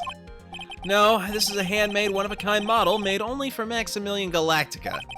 Which means, Acro, that you've been fibbing on the stand. Order! As always, it looks like someone just had to open their mouth before thinking. Are you okay, Nick? Well, I opened my big mouth and now I have to back it up. How about it, Mr. Wright? What would cause this witness to commit perjury in this court today?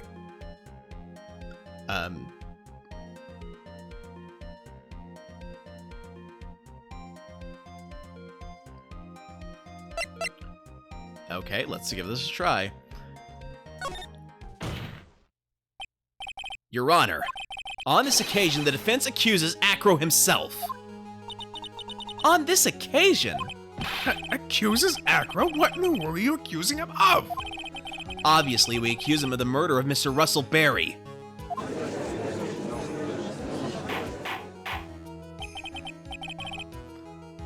Mr. Wright, are you serious? Deadly serious, Your Honor. Ha ha ha! I think your trips to the circus have served you well. You seem to have learned how to try and grab at an audience's hearts and minds. Your Honor, don't allow yourself to be swayed by theatrics. Trying to wow the crowd with smoke and mirrors is the oldest bluff in the book. Really? If you don't believe me, just look at the witness.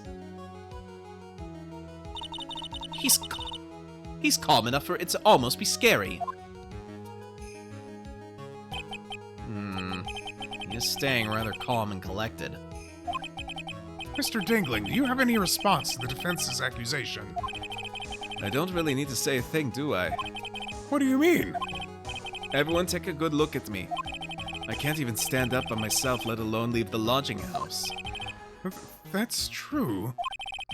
I understand that Mr. Wright is just trying to help his client. The birds, yeah. But to do this by accusing me of a murder of all things... See? Even a sliver of common sense makes it clear the accusation is ludicrous. She's right. Way to pick on the disabled, you heartless, cruel man. Phoenix is a poopy head. See that, Mr. Phoenix Wright? Oh. Hold on. If you're trying to drum up support from the peanut gallery, that's how you do it. I think that's enough of this little game. I've got a doctor's note to confirm that Acro is unable to stand under his own power. Maybe the defense is planning on making a claim to counter this as well? I can hear the defense now. Acro had an accomplice. What do you say about this, Mr. Wright? Did Acro have an accomplice?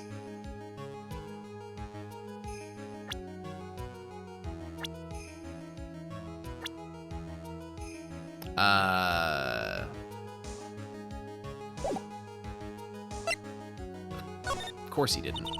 Now then, this must be when we get to hear the name of the mystery accomplice. Not this time, Von Karma. What? You're not going to sucker me into this one. What are you blabbering about, Mr. Wright? There was no accomplice. Acro planned and committed this murder all by himself. Order! What are you getting at? Way to keep them on their toes, Nick. Now I'm gonna have to prove how it all fits together. I have to show how Acro murdered Russell Berry. Can you do it, Nick? Can you really do that? I know what I can't do. I can't stop now. If I stop attacking, I'm doomed. Alright, then let's do it. Mr. Phoenix Wright, if this witness is the killer, then his eyewitness account is all lies, right? Mr. Wright, I'd like you to clear something up for me. When the crime was committed, exactly where was Mr. Dingling?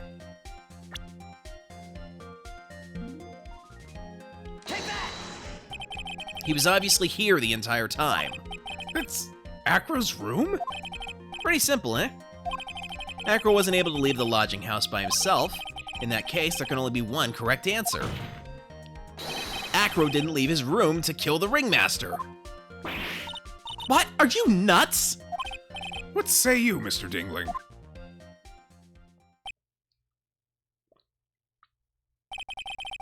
It's an interesting theory.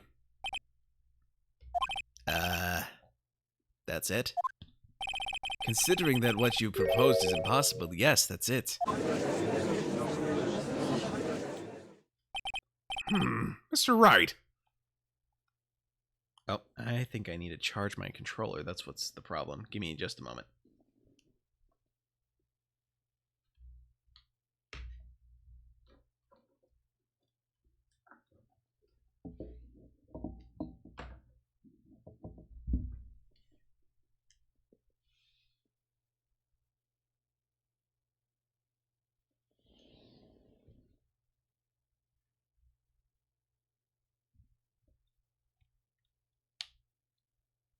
Okay, that should do it. Yes, Your Honor? As the witness has stated, your assertion is impossible. As he's in a wheelchair, there was no way he could go to the scene or be the killer. You've got a point. It seems you've forgotten once again, Mr. Phoenix Wright. The defendant was clearly spotted at the scene of the crime. That's true. Mo said that he saw Max, didn't he?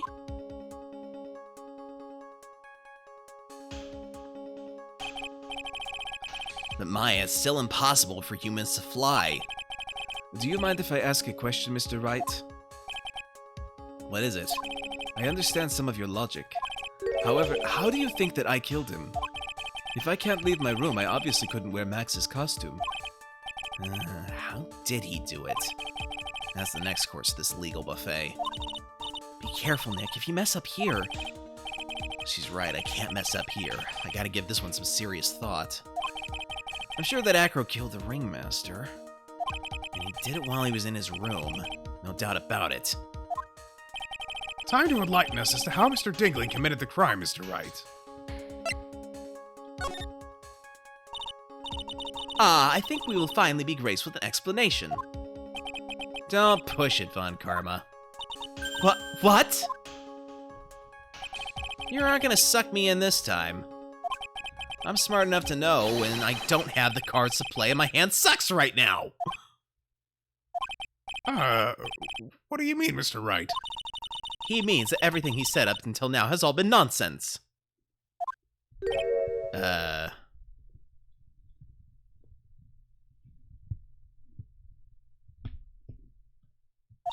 It's true, right? If you can't establish proof of your murder theory, then it's nonsense. He's trying to fool us by playing some misdirection game. Oh. Looks like this isn't gonna pass muster. Nick, you gotta show them some evidence. Easier said than done. So what will it be, Mr. Wright? I'm gonna present some evidence.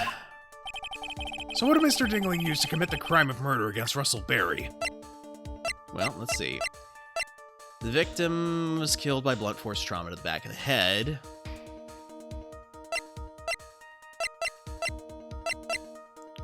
Maybe he dropped the bust on him. What's that? A picture? It is indeed. The problem is with the item that's shown in the picture. The bust? It's quite a large bust, and because it's life-sized, it's also very, very heavy. Heavy? Heavy enough to guarantee a certain death. Especially if it was dropped from a third-story window. Ah! See, this is how Acro was able to kill the ringmaster. With the force of gravity and Maximilian Galactica's ample bust. Order! Order! So, you're saying the bust fell onto the ringmaster? Rather simple crime. Even if you were stuck in a wheelchair, it'd be incredibly easy to commit. How could you possibly wheel a wheelchair with something so heavy? It's impossible! Well, Acro is an acrobat. He should have more than enough upper body strength to carry something like the bust. Mr. Dingling, how do you respond to these charges? Well, Acro's at a loss for words. He should be. He knows that I'm getting close to the truth. Well, Acro, you can't wait every... Ow! I'd watch what I say if I were you, Mr. Phoenix Wright. What? Your Honor, the physical health of the witness is material to this case. I demand that we get proper testimony from the witness himself. Testimony, you say? On Karma. She's just using this testimony as a ruse to stall for time. There's absolutely no need for such testimony. The defense has its version of the murder. The prosecution has the right to respond. The defense's objection is overruled. Why can't he say things my way once in a while? Mr. Dingling, I'm sorry, but we need you to testify about your physical condition. If you have any doubts about your ability to testify, we can request expert testimony. The witness will have no problems. However, let's all be respectful towards him. Thank you. Ah, that woman will sing to any low to win a case.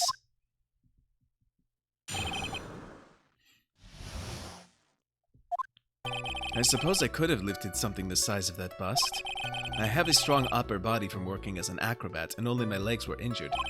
However, lifting the bust and looking out of the window would have been impossible. There's no way I could have exerted that kind of force on my lower body.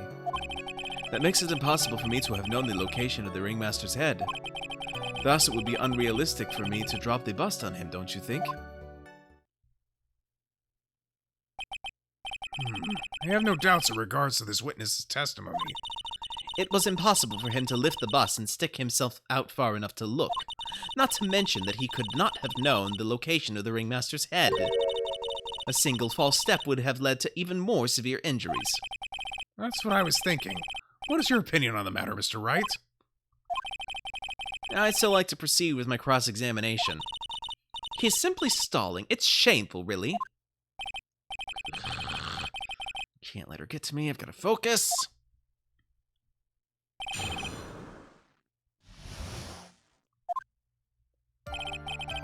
I suppose I could have lifted something the size of that bust. I have a strong upper body from working as an acrobat, and only my legs were injured. However, lifting the bust and looking out of the window would have been impossible. There's no way I could have exerted that kind of force on my lower body. That makes it impossible for me to have known the location of the ringmaster's head. Why do you say it would be impossible? Allow me to explain. You accept that if I was carrying the bust, I couldn't see out below the window. Thus, there is no way I would know the location of the ringmaster's head. Well, I suppose you've got a point. Hey, Nick. Huh? What if you turn things around? Maybe if you think of it sort of like this. If he knew the location of the ringmaster's head, then he could drop the bust. Well, that does make sense. I feel like it proves somehow that Acro knew the location of the ringmaster's head without looking down.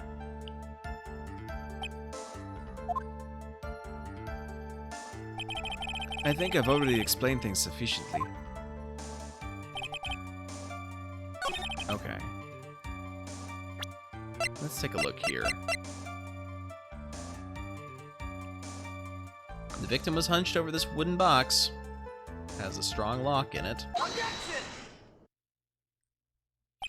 Acro, you didn't really need to lean out the window, did you? What are you driving at, Mr. Wright? You already knew ahead of the time where the ringmaster's head was going to be. Quite precisely, I may add. Your silly hinting at things is pointless, Mr. Phoenix Wright. Enough stalling. How about you show us some evidence? But I did such a good job hinting. Yes. Hurry up and explain things, Mr. Wright. Maybe you should take a look at this.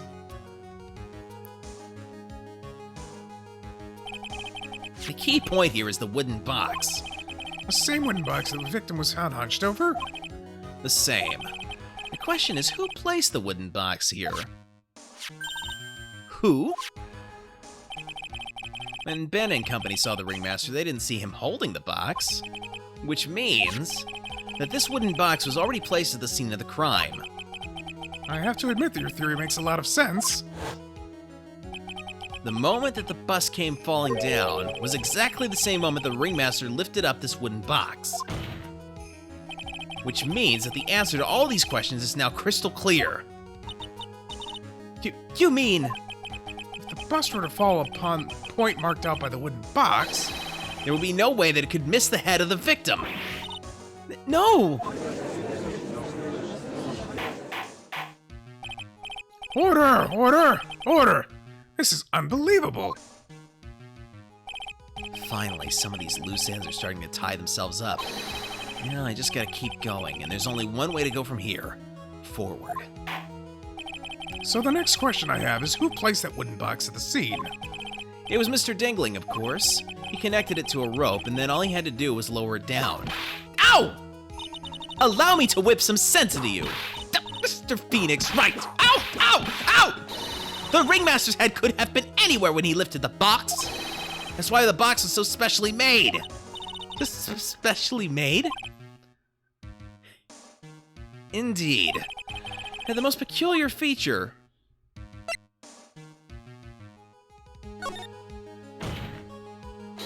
The box has a remarkable weight. Weight? According to the court record, it weighs 20 pounds. Just to lift up this wooden box would have required... Oh, I see. One would have to squat down and then lift it up with their body, wouldn't you say? That's exactly what I was trying to point out. The box is also very large. The box also has carrying handles on either side, doesn't it? That is correct. To lift up the box, you'd have to squat down. Which means that no matter who you are, your head would be in approximately the same place. Fool!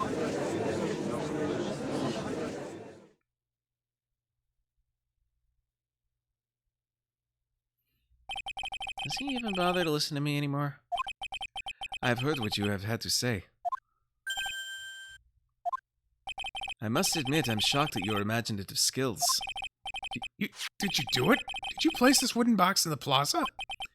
Mr. Wright may have a vivid imagination, but I could never have done what he's proposing. What? Mr. Wright, do you recall the original location of Max's bust? Of course I remember. It was on top of the table in the cafeteria. And what happened to it? I'd like you to remember one important fact, Mr. Wright. I could not possibly leave the lodging house by myself. That means... You understand what I mean, don't you? I may very well have been able to drop the bus from my room. However, how would I have gotten the bus from the cafeteria to my room?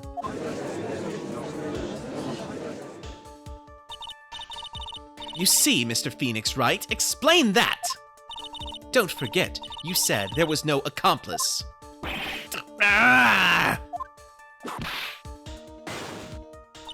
Tell us exactly how the witness would have carried the bust from the cafeteria. Yep, definitely have a problem here. This is no place to get perplexed. I gotta get my wits about me and prove how things happen once and for all. All right, Mr. Wright, let's hear your explanation. How did the witness get the bus from the cafeteria back to his room?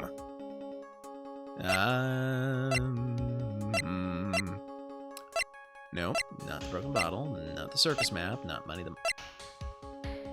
Monkey can't carry the darn thing. Leon's dead, so that's not it.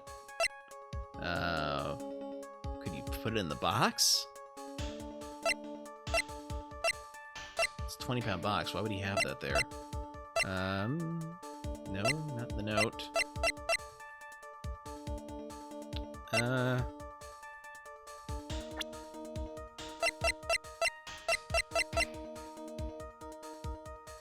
I can't present that, because that's not gonna... Okay. This is crazy, but let's try this out. A monkey? Everyone knows Money. He loves shiny objects of any size. Oh, like when he stole the ventriloquist ring. So, are you saying the witness had a monkey steal the bust? Of course he didn't order the monkey to steal it. The monkey stole it on his own, and then brought it back home. home? Money lives in Acro's room. Acro's room? But the bust was bronze, wasn't it? Bronze isn't all that shiny. Maybe you should put the whip down sometimes and read the court record. My, those are some very nice cards he's holding. Yes, and they're made of platinum, which is very shiny. Ah! Acro? Money is a strong monkey, right? It'd be easy for him to bring the bust back to your room. If he wasn't able to handle that himself, I'd be on the market for a new roommate.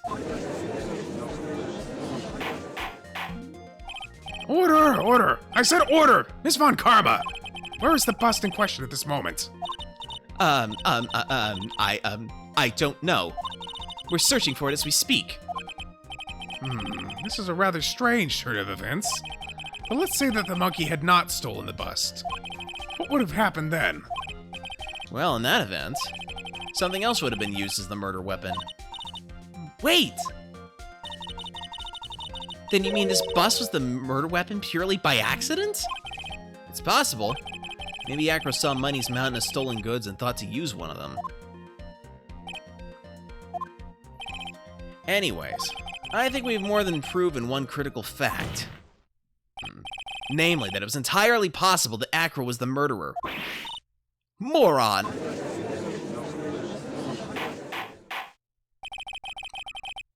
Mr. Wright's argument was so circular, I'm still a bit dizzy. However, his argument does hold water. There's no denying that.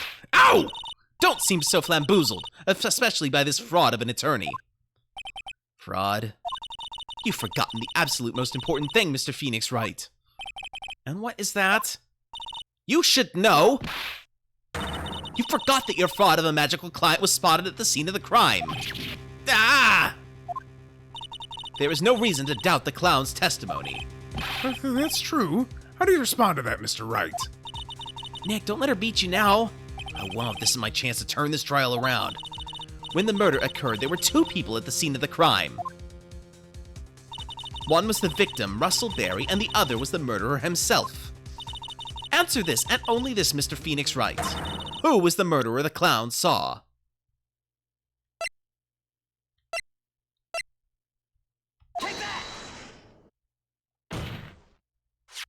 He saw Max's Ow!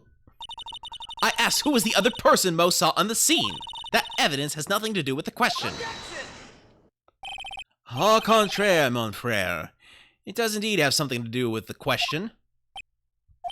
Mo said that he saw Max's silhouette.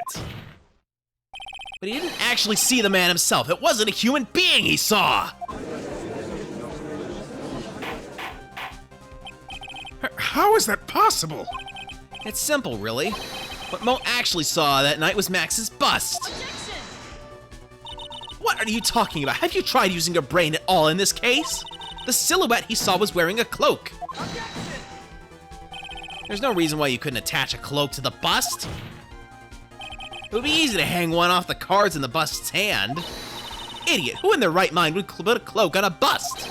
It doesn't matter who put it on the bust. Just wait a minute, Mr. Wright. Who put the cloak on the bust? That question is the utmost importance to this case, don't you think? Don't you agree? Oh, you caught me. So let's have it, Mr. Wright. Who put the cloak on the bust?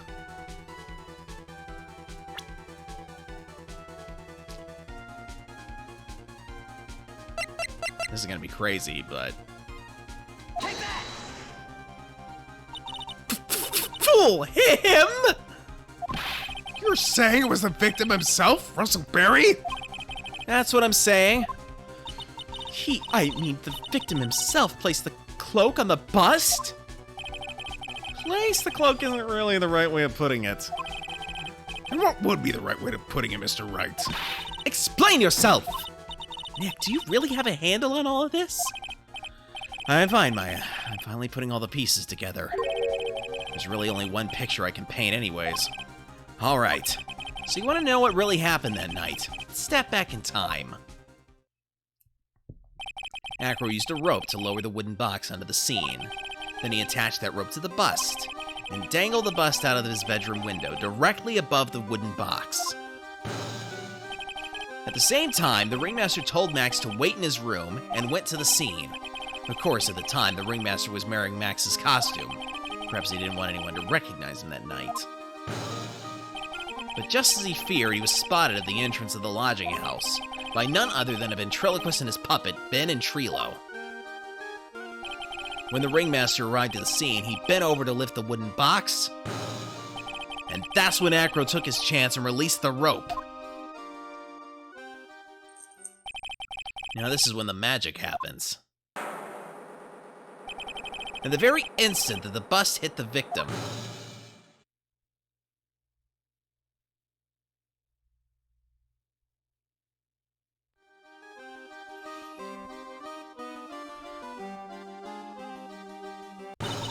you wait just a second there, Mr. Phoenix Wright.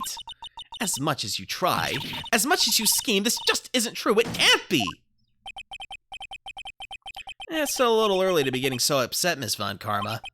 This circus isn't over yet. What?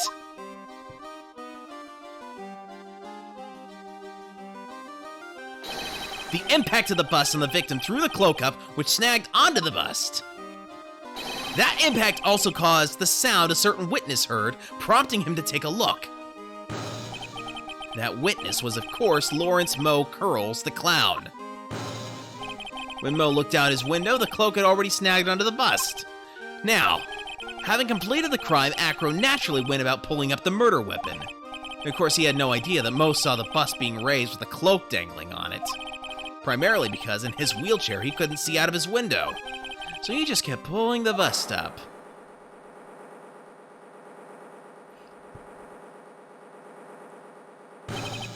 And that is how the magical murderer disappearing into the sky came to be. So you see, the only person who could have pulled this off is the one person who was able to drop the murder weapon from above the crime scene. Acro, it could only have been you!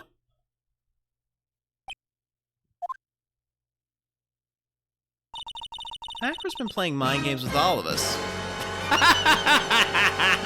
Thank you for the 10 bits, Chris.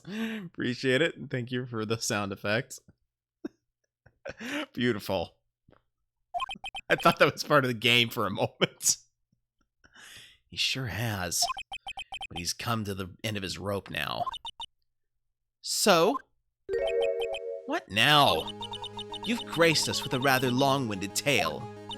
But do you have any evidence to prove that your fairy tale is true? Evidence?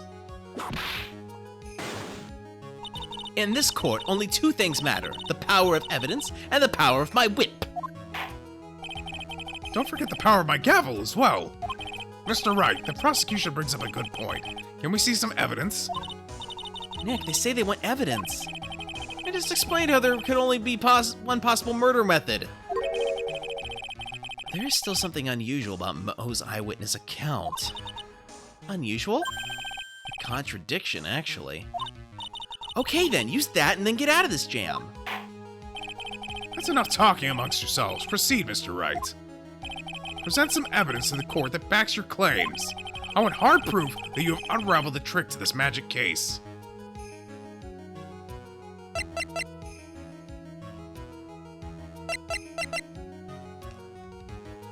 Let's see here. I think it's the hat. It's gotta be the hat. The problem is Max's three symbols. You know, the silk hat, the cloak, and the white roses. Those symbols were a problem numerous times during yesterday's proceedings. Yesterday, there were two contradictions in Moe's testimony. The silk hat was one, the white roses were the other. But the theory I just presented explains all these contradictions. You fool, do you ever shut up? Max's silk hat was found at the scene of the crime. However, remember what Moe said yesterday. He testified that the criminal he saw fleeing the scene was wearing a silk hat. There's only one explanation for that. The silk hat that Moe saw was actually the bust's. Makes sense. If you look at it that way, then he did see the silk hat. Well, sort of. Fine, you've got one, but what about the other contradiction? The other contradiction? Remember what that ventriloquist said in court? He said that he witnessed white roses on Max's chest that night. But the clown's testimony doesn't match. The clown said that there were no white roses. I'd like to see you try and explain that one away. Can you do it, Nick? Of course, I can explain all of it. What was that? Please recall the instant when the cloak snagged onto the bust. The cloak snagged onto the bust. What happened to the white roses?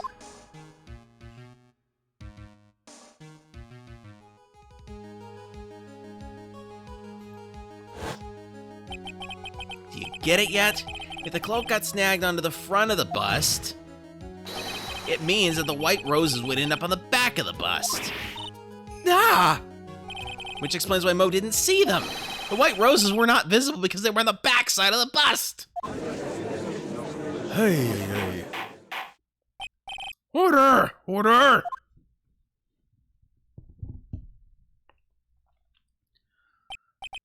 This is quite the shocking state of affairs. Mr. Wright's theory still sounds a bit absurd to me. However, let's just keep going down this road for a while and see where it leads. Let's do this, Nick. Then maybe Von Karma will finally throw him the towel.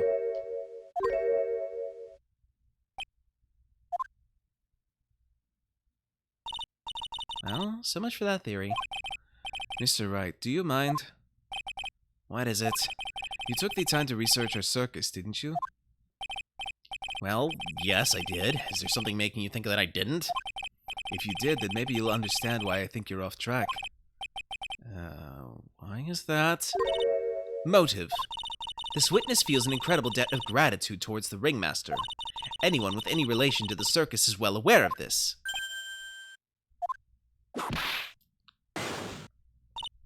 Thus, there was absolutely no way someone like this would kill the ringmaster.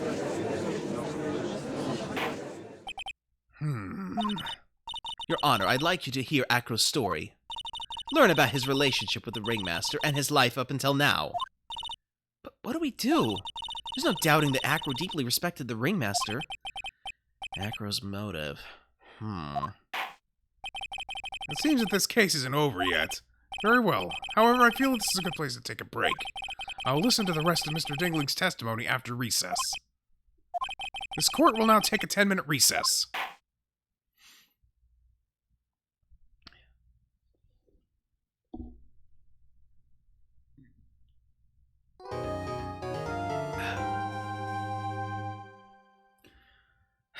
Okay. I am not ending it here because there's going to be far too little content to make a whole stream out of this.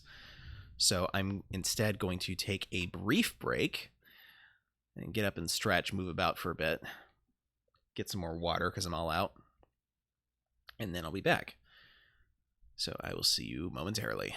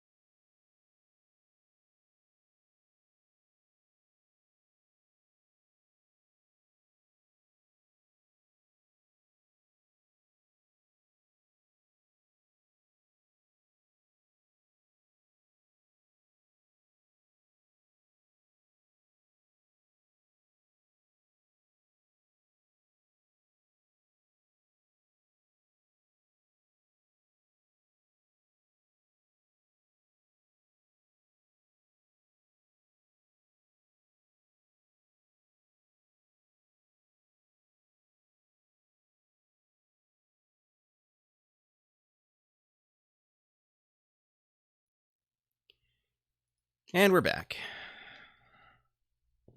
Okay, let's see here.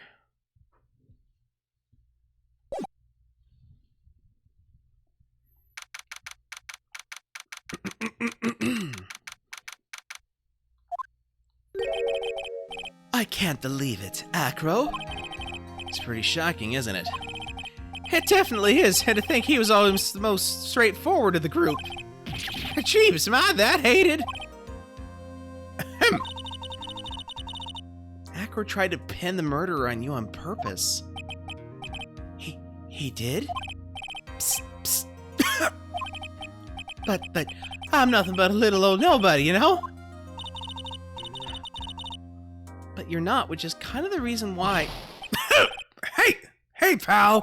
You're gonna ignore me after I went all this trouble to bring you some evidence? Ah, Detective Gumshoe. Ah, forget it. I'm going home. This guy deserves to be guilty anyway. Now, Detective. I'm sorry. Look, why don't you relax a little?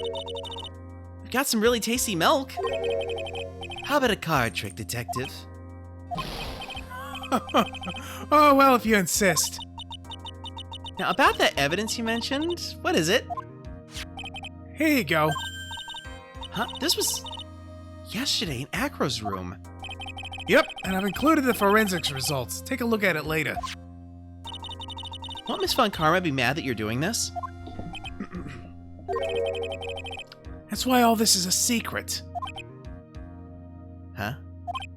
Look, details are on a need-to-know basis, and we're not really allies or anything. But everything that's happened in court up till now has gone according to a plan. I don't know. Miss Von Karma didn't seem in control of things in there just now. You'll figure it out eventually, pal. Yesterday our final plans were set in motion. Final plans? Uh-huh. And that reminds me, I got a message from the prosecutor for you. Nothing is ever truly decided until the very end. That's it. And that's for me. That's it for me too, pal. I'm out of here. What did he mean by that? The very end part? I'm not sure. It was all pretty cryptic to me. Oh, one more thing. Ah, don't scare me like that! Hey, it looks like there's a large care package from the circus for the defendants. What, for me? It's milk. The reception area looks like some kind of dairy. So hurry up and drink it all before it spoils. An entire dairy's worth of milk for me?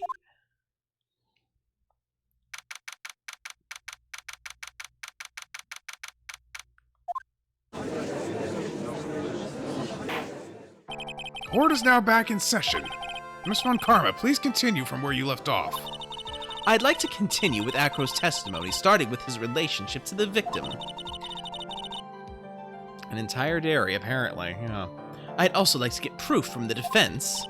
Proof of what kind of motive Acro would have to commit this crime.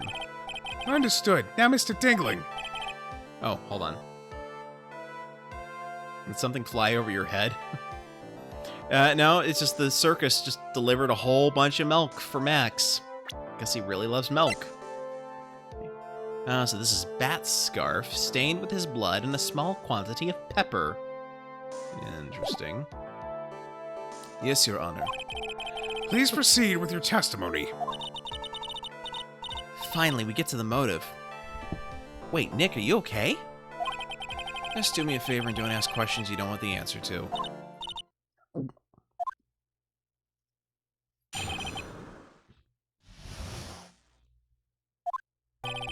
When we were little, we were abandoned by our parents. That's when the ringmaster of Berry Big Circus, Russell Berry, took us in. I became an acrobat at around 9 years old. I wanted to find a way to repay the ringmaster. That was my sole purpose in life. You're such a thoughtful young man. As you heard, the witness deeply respected the victim.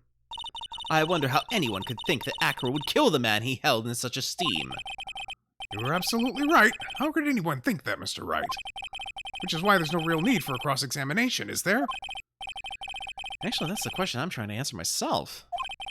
Why would Acro kill the ringmaster? This might be my last chance to answer that question.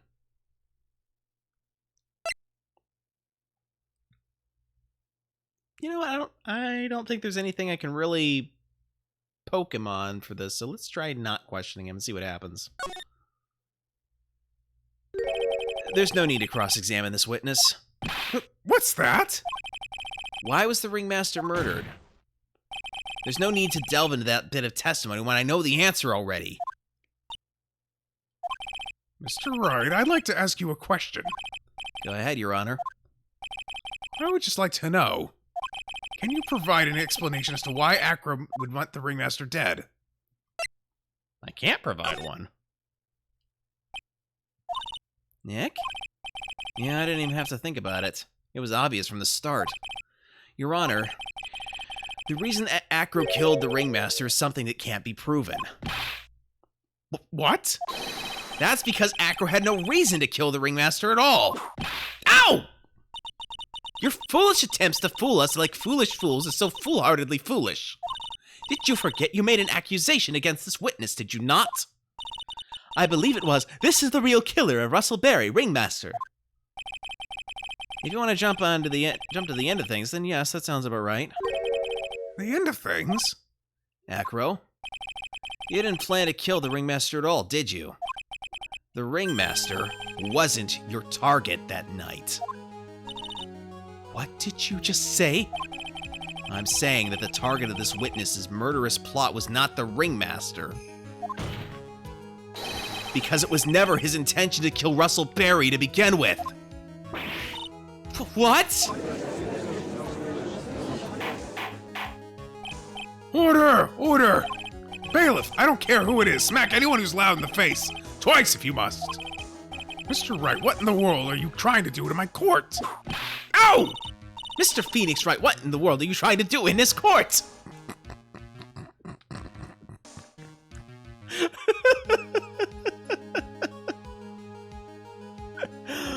Oh my. Never change, Francisco. Never change. Are you attempting to imply that Acro is trying to kill someone else?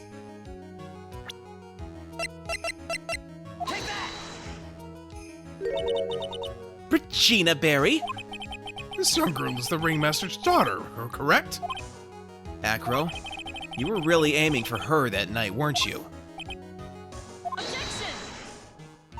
You don't need to answer that. It's a mean-spirited leading question. Objection! He could easily answer this question. If I'm wrong, all he has to say is, you're wrong. That's it. That's it, huh, Mr. Phoenix Wright? Enough! Mr. Wright, allow me to... Ow! The only thing allowed to interrupt me is death itself. Huh? And that goes for you too, Mr. Phoenix Wright. Show me evidence, now! She just smacked the judge, yep. I want to know why Acro would want to kill Regina Berry. Yes, me too. I demand to see some proof. Present evidence that proves Acro was out to kill this young girl. The note.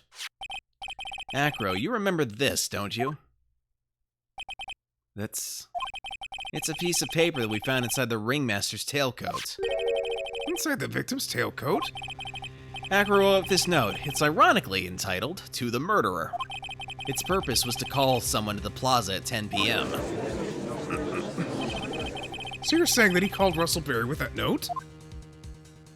Yes, but there's just one little problem. Problem? Acro did indeed place this note into someone's pocket. However, that someone was not the ringmaster. You mean it wasn't for the... That's exactly what I mean. The person this note was intended for was none other than Regina Berry. Order! Order! Order! Mr. Wright, this little theory of yours... It's the truth, Your Honor. It isn't a theory. Simply put, Regina didn't think the note was meant for her. Which is why, the morning of the crime, she placed it on the cafeteria bulletin board. That's when her father, I mean the ringmaster, saw the note? That's correct. The ringmaster ended up in that plaza instead of Regina. And he was killed because of that mistake, instead of Regina. That's incredible. Remember the testimony that Acro gave us earlier today? Lifting the bust and looking out the window would have been impossible. There's no way I could have exerted that kind of force on my lower body. If I were to do that, I'd end up falling out the window myself. Acro had no idea who it was that arrived in the plaza, because he couldn't look down out of his window to see who it actually was. I've got it! Acro thought it was Regina down in the plaza. And that's when he let the bust fly. Hey, Nick. Isn't Regina listening to all this from the audience? She is. Unfortunately, it's only going to get harsher from here. I hope Regina can handle it. Acro wrote this note to Regina. Foolishly foolish fool with foolishly foolish fool ideas of foolish tomfoolery. You're so foolish, you've even made me sound like a foolhardy fool. Very well, Mr. Phoenix Wright, if you're so sure, then tell us about this line. I have conclusive evidence of what took place.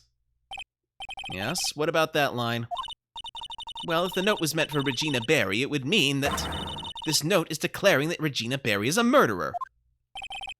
You just don't get it, do you? What? What did you just say? The ringmaster knew what the note meant, which is why he went to the plaza, in place of his lovely daughter.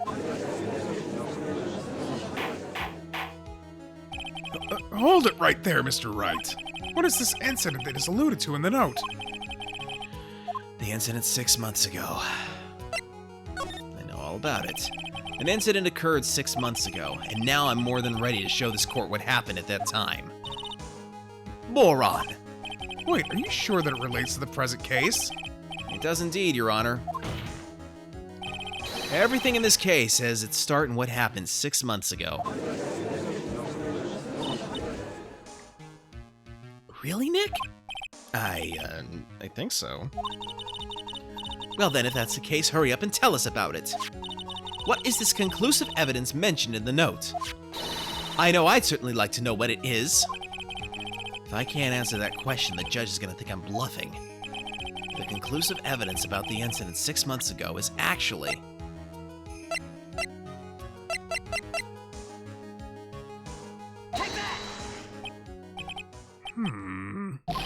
Achoo! Achoo! Achoo! Achoo! Achoo! Achoo! What kind of spicy joke is this, Mr. Phoenix Wright? It isn't a joke at all. It's the decisive evidence you asked for.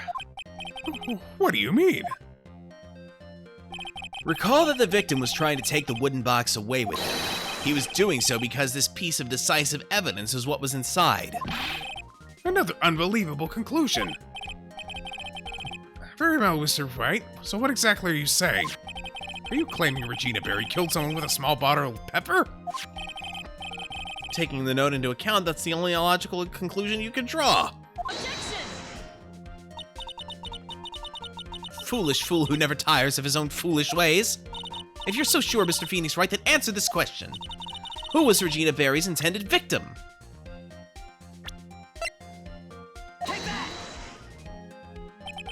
Who is this?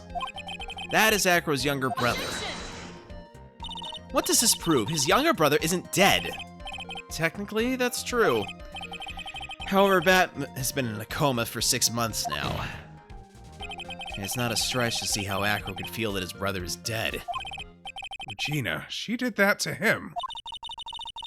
You spend your entire life dreaming up new ways to be a fool. Naturally, the prosecution has looked into Acro's brother, Sean Dingling. 6 months ago, he was bit by a lion and fell into his current comatose state. Lion? Miss Regina Barry, is an animal tamer by trade. However, no tamed animal in that position is ever trained to attack another human. They wouldn't understand the command. Moreover, Miss Regina could never do something like that. It's just not in her. So then what happened to Acro's brother? He's not the victim of an attempted murder. He's the victim of an accident. I see. Now what do we do? No one seems to be going along with your theory. Do you think what happened to Bat was actually an accident? It was more than that. The lion biting Bat was no accident at all. What? You're such an amateur, Mr. Phoenix Wright. There was no way that Regina would ever incite her lion to attack another human being. She may not have incited the lion to attack another human being. Regina is responsible for making the lion bite Acro's brother Bat. That's just a scarf. Acro. This scarf is something that Bat used to wear, correct? That's right. And who was the one that gave this scarf to Bat? Regina. Regina gave it to him. Regina? There is something more than just blood on this scarf, Your Honor. And what might that be? Pepper. Pepper? Pepper. Regina gave the scarf to Bat right before the accident, and she covered it with as much pepper as she could. Hey,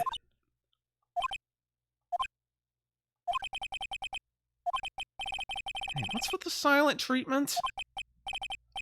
Excuse me, Mr. Wright.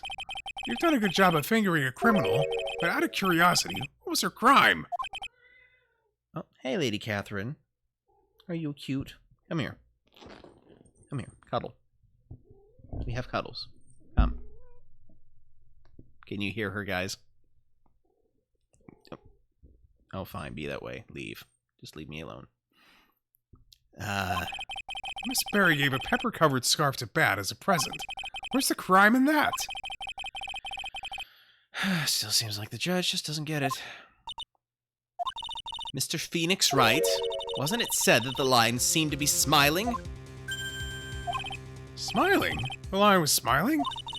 Right before Bat was bit by the lion, for a moment the lion's mouth changed and it looked like he was smiling. Lions smile? I've never heard of them smiling. However, lions sneeze. Leon wasn't trying to bite Bat at all.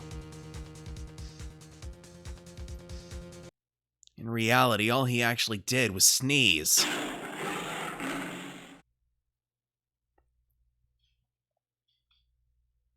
He sneezed because of all the pepper on the scarf.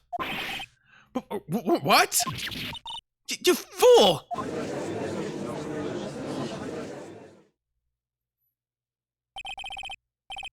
You've got to be kidding me.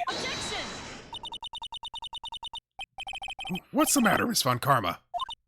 I object, for objection's sake. Mr. Phoenix Wright, this theory, you believe it? You really intend to say that this is how this joke of an accident actually happened? Of course I do, it's the truth. The lion sneezed due to the pepper, and that's when Bat lost consciousness.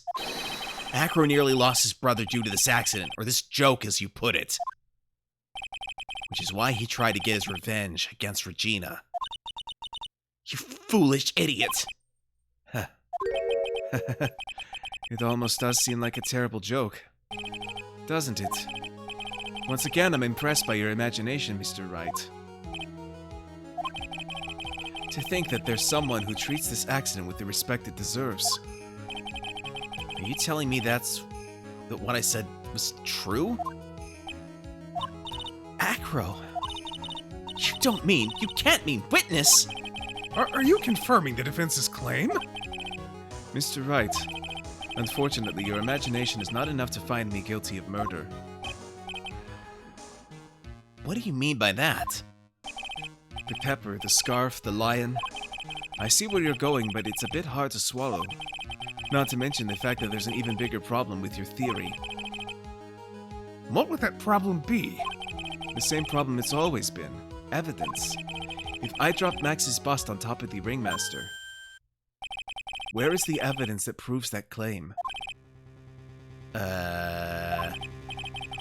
mean the conclusive evidence? The biggest problem is the murder weapon, or lack thereof, to be more precise. The murder weapon? The bust that the defense claims was used, if that were to be found in Acro's room, and it was covered with the victim's blood, that would be awfully conclusive in my eyes. Yes, it would be. The bust.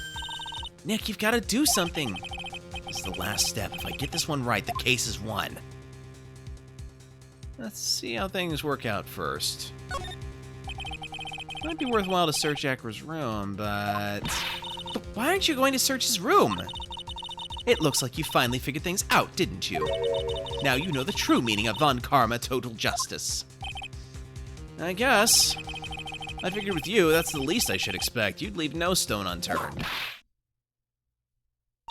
Von Karma never leaves anything to chance. We already searched Acro's room yesterday. What did you find? There's no reason to even say it. If we found what you think we found in that room, Acro would not be here as a witness. But to put a point on it, Max's bust was not in the room. The murder weapon is still unaccounted for. You see, Mr. Wright, the bust wasn't in my room. Furthermore, Detective Dick Gumshoe executed the search by complete surprise, and we took Acro directly to the prosecutor's office after that. End of story. Just wait a second. Something's funny about all this. It looks like you lacked the final nail to put into my coffin. But what about the scarf? What about the note? What about them, Mr. Wright? No offense, but the only evidence that is relevant here is that which pertains to the death of the ringmaster. You should know that by now. Do something, Nick. Don't let this cape slip away. The bust, where is it now? Where is the bust right now? You're Phoenix Wright. You know where that bust is. I'm sure you do. There's not even a single clue. How am I supposed to know where the bust is?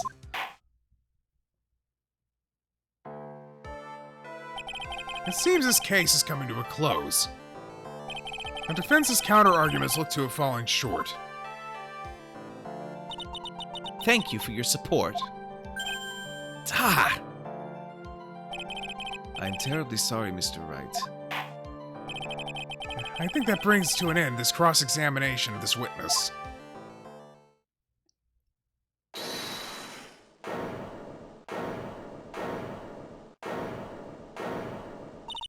Where is Max's bust? The defense needs time to prepare to present its case. Sorry, I'm a bit nervous and I just bit my tongue. Huh? What?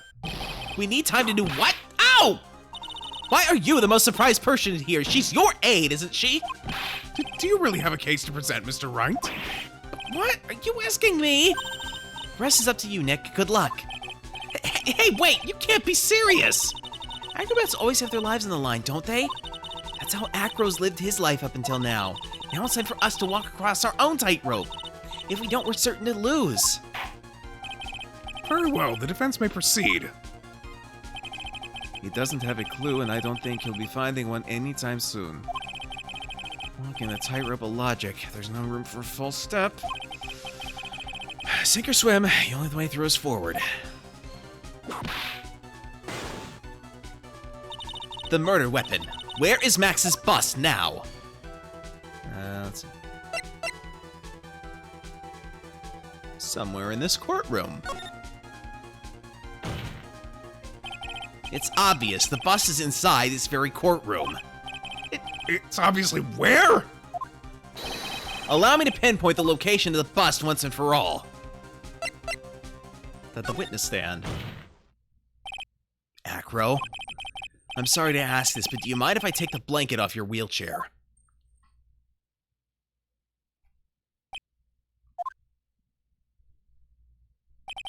I'm sorry, I didn't quite hear you, Mr. Wright. Well, you're a big guy, and you have a pretty big wheelchair because of it. I just wanted to make sure you weren't hiding anything under that blanket. Because it seems to me that it'd be really easy to, say, hide a bust under there.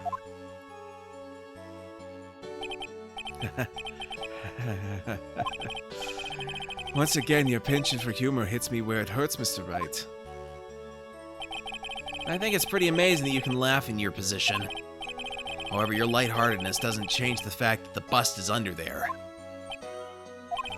We all know that you can't leave the lodging house by yourself in your condition. That proved inconvenient when Miss Von Karma happened to search your room yesterday. If she had found the murder weapon in your room, it would have been all over. Which is why you had to hide it. In the only place you could hide it. Under your wheelchair.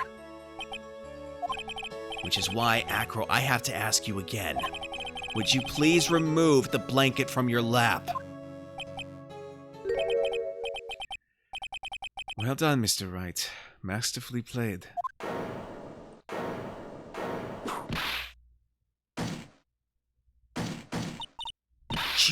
You fool! How could you...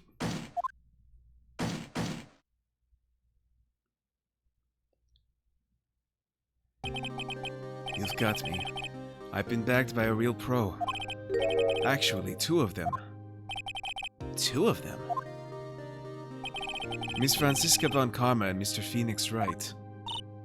What? There's just one thing I'd like to know. How did you know to launch the surprise search on my room last night? There were 2 pieces of decisive evidence, the cloak and the bust. I burned the cloak in my room and threw the ashes away with the trash. Regina always took my trash out every morning, you know. But the bust? Obviously I couldn't throw that away. When you executed your search, all I could do was try to hide the bust. And the only place that I could hide it quickly was under this wheelchair. Miss Von Karma, you had things all figured out, didn't you? I was completely sucked in by your calculated strategy. And now to be caught in the middle of court hiding the murder weapon. There's no way I can escape that. So you've got me. Well done, Mr. Wright. Well done, Miss Von Karma. It all makes sense now. I can't believe that Von Karma thought that far ahead. It's amazing.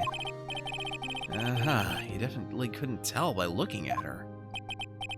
I know I sure couldn't. I can't believe it. Me? Make a mistake? Why did I order a surprise search of your room? If only I hadn't done that. It seems that we finally arrived at the truth. Acro, Yes, Your Honor. did you kill the ringmaster of the very big circus, Mr. Russell Berry? Yes, Your Honor. I'm responsible for that crime. Acro.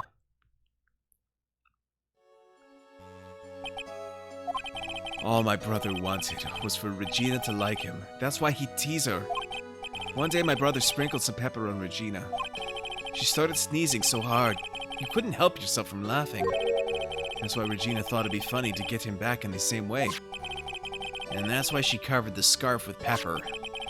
I know she didn't mean for anything bad to happen. I know this. She just wanted to make my brother sneeze a few times, too. She just wanted to make my brother sneeze a few times, too. But I just couldn't forgive her, no matter what. What am I truly guilty of? I'm guilty of never, ever being able to understand her. Your brother became a star. Regina believes in that so purely that she would laugh innocently when saying it. Too innocently. I just couldn't stand it, no matter how hard I tried. That's when you decided to do something about Regina. How dreadful. So are you saying that you were a victim in all of this as well? No, that's not what I mean. I'm nothing but a murderer. That's who I am. At first I thought I'd killed myself. Then I pondered giving myself up. But I couldn't just up and leave. I just couldn't. Not yet. That's why I tried to pin this on Max. Max, I'm so sorry. I just couldn't up and leave yet.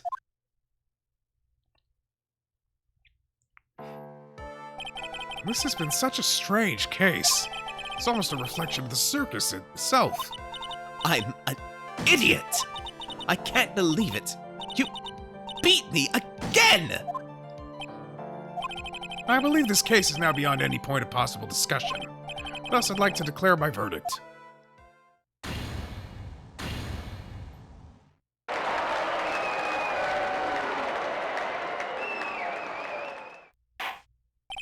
This court is adjourned.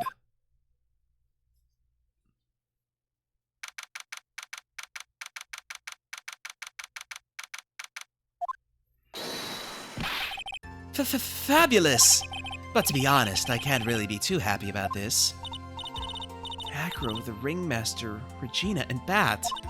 Not a single one of them was a bad person inside, huh? That's a good question, and one I don't know the answer to. Many congrats! But Max, but only at max a million. Glenn. I'll go to... Hey, thank you, Reeve. Oh, I didn't hear the hello there. Thank you, Reeve, for the hello there, and thank you for the 10 bits, Christodium. Welcome in, Reeve. You made it just in time for the finale. And on that note, let us go ahead and do this.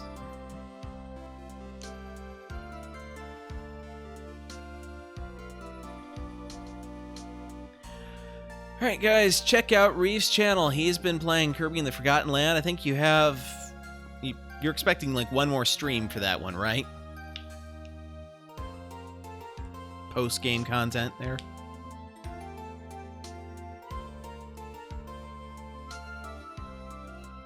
Many congrats, but only at max 1,000,000 of them. Thank you. What's with the vibe in this room? We're just thinking about Acro. Oh, no. If you worry about people too much, then you'll be like this forever and never be happy. Oops. Yeah, that's okay. That's okay. Yeah. Huh? She's been like this for a while now.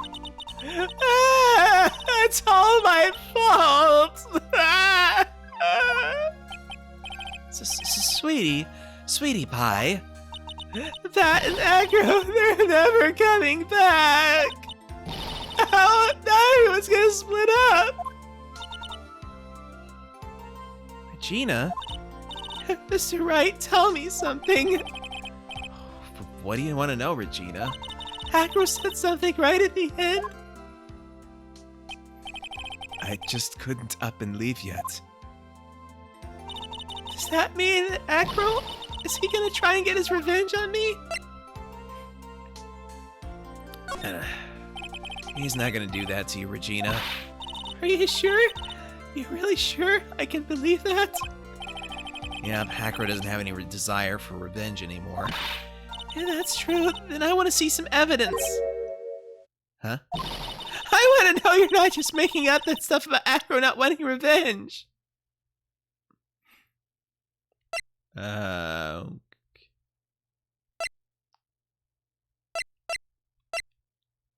Crap, I don't know now.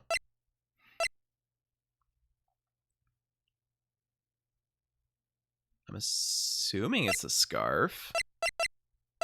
That's the only thing that makes sense to me, so... Alright, let's do the scarf. So what about this? Now do you understand there's no need to worry?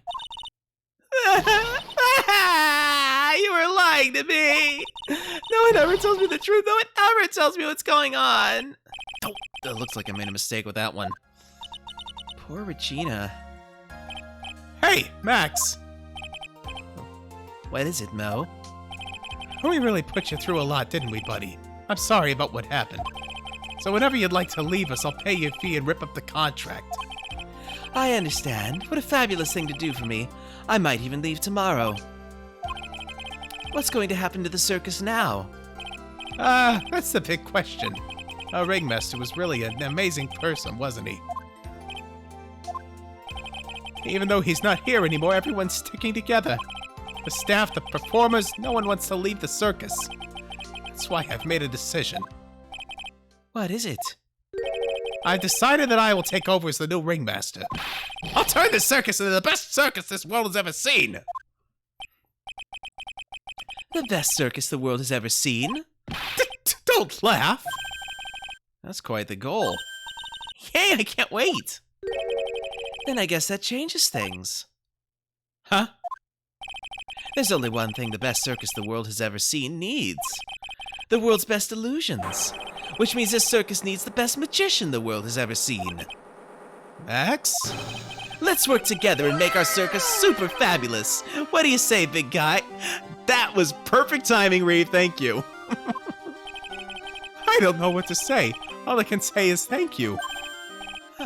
Regina, you're gonna help them out too, aren't you? I don't know. Maybe the circus would be better off without me. What are you talking about, Regina? Why do you think that I brought you to court today? We've got to work together to make the very big circus bigger than it's ever been. Mo? Mo's right, sweetie pie. It can't be the Berry Big Circus without Regina Berry. Max? Nick? Yeah, it seems like everything's gonna turn out alright here. I can't wait to go see the best circus the world has ever seen. We'll save you the most fabulous seats. It'll take us a while to get ready, but I'm going to order special whoopee cushion seats.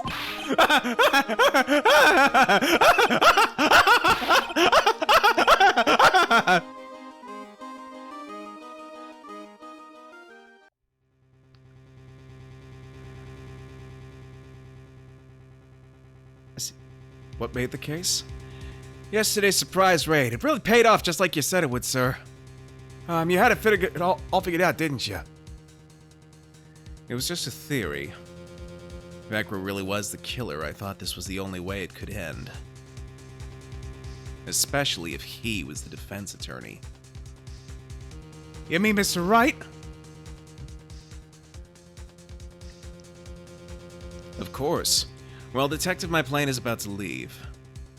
As for Mr. Acro's case, you need not worry. I plan to personally stop by the Chief Prosecutor's office as soon as I get back. Understood, sir. I'll be waiting for you, Mr. Edgeworth.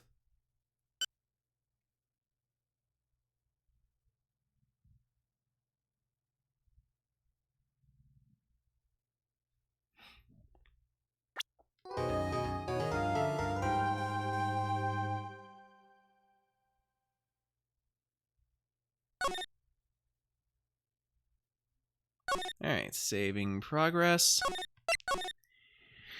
Okay, so that is it for case 3 of Phoenix Wright, Ace Attorney Justice for All. So Sunday, I'm going to be back with Horizon Forbidden West. Hope you guys will join me then. Let's see if there's anyone who's online that I should like to raid right now.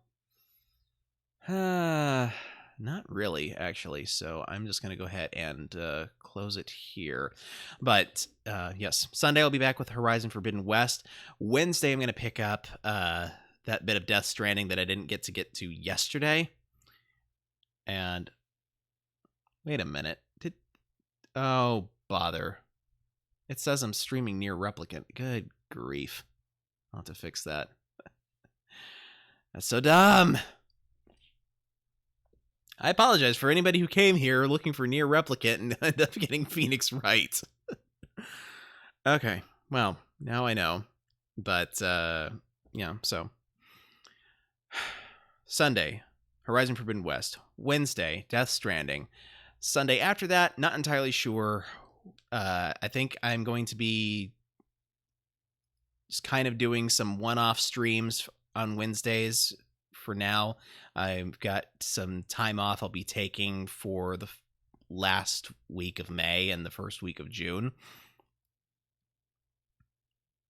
But, yeah, once I get back from that time off, I will be starting up episode 3 of Umineko. So if you've been following along with that, be sure to catch up then. In the meantime, this is Dr. Novelle signing out for the evening. You guys have been wonderful tonight. Appreciate having you here. Hope to see you again soon. You all have a good one.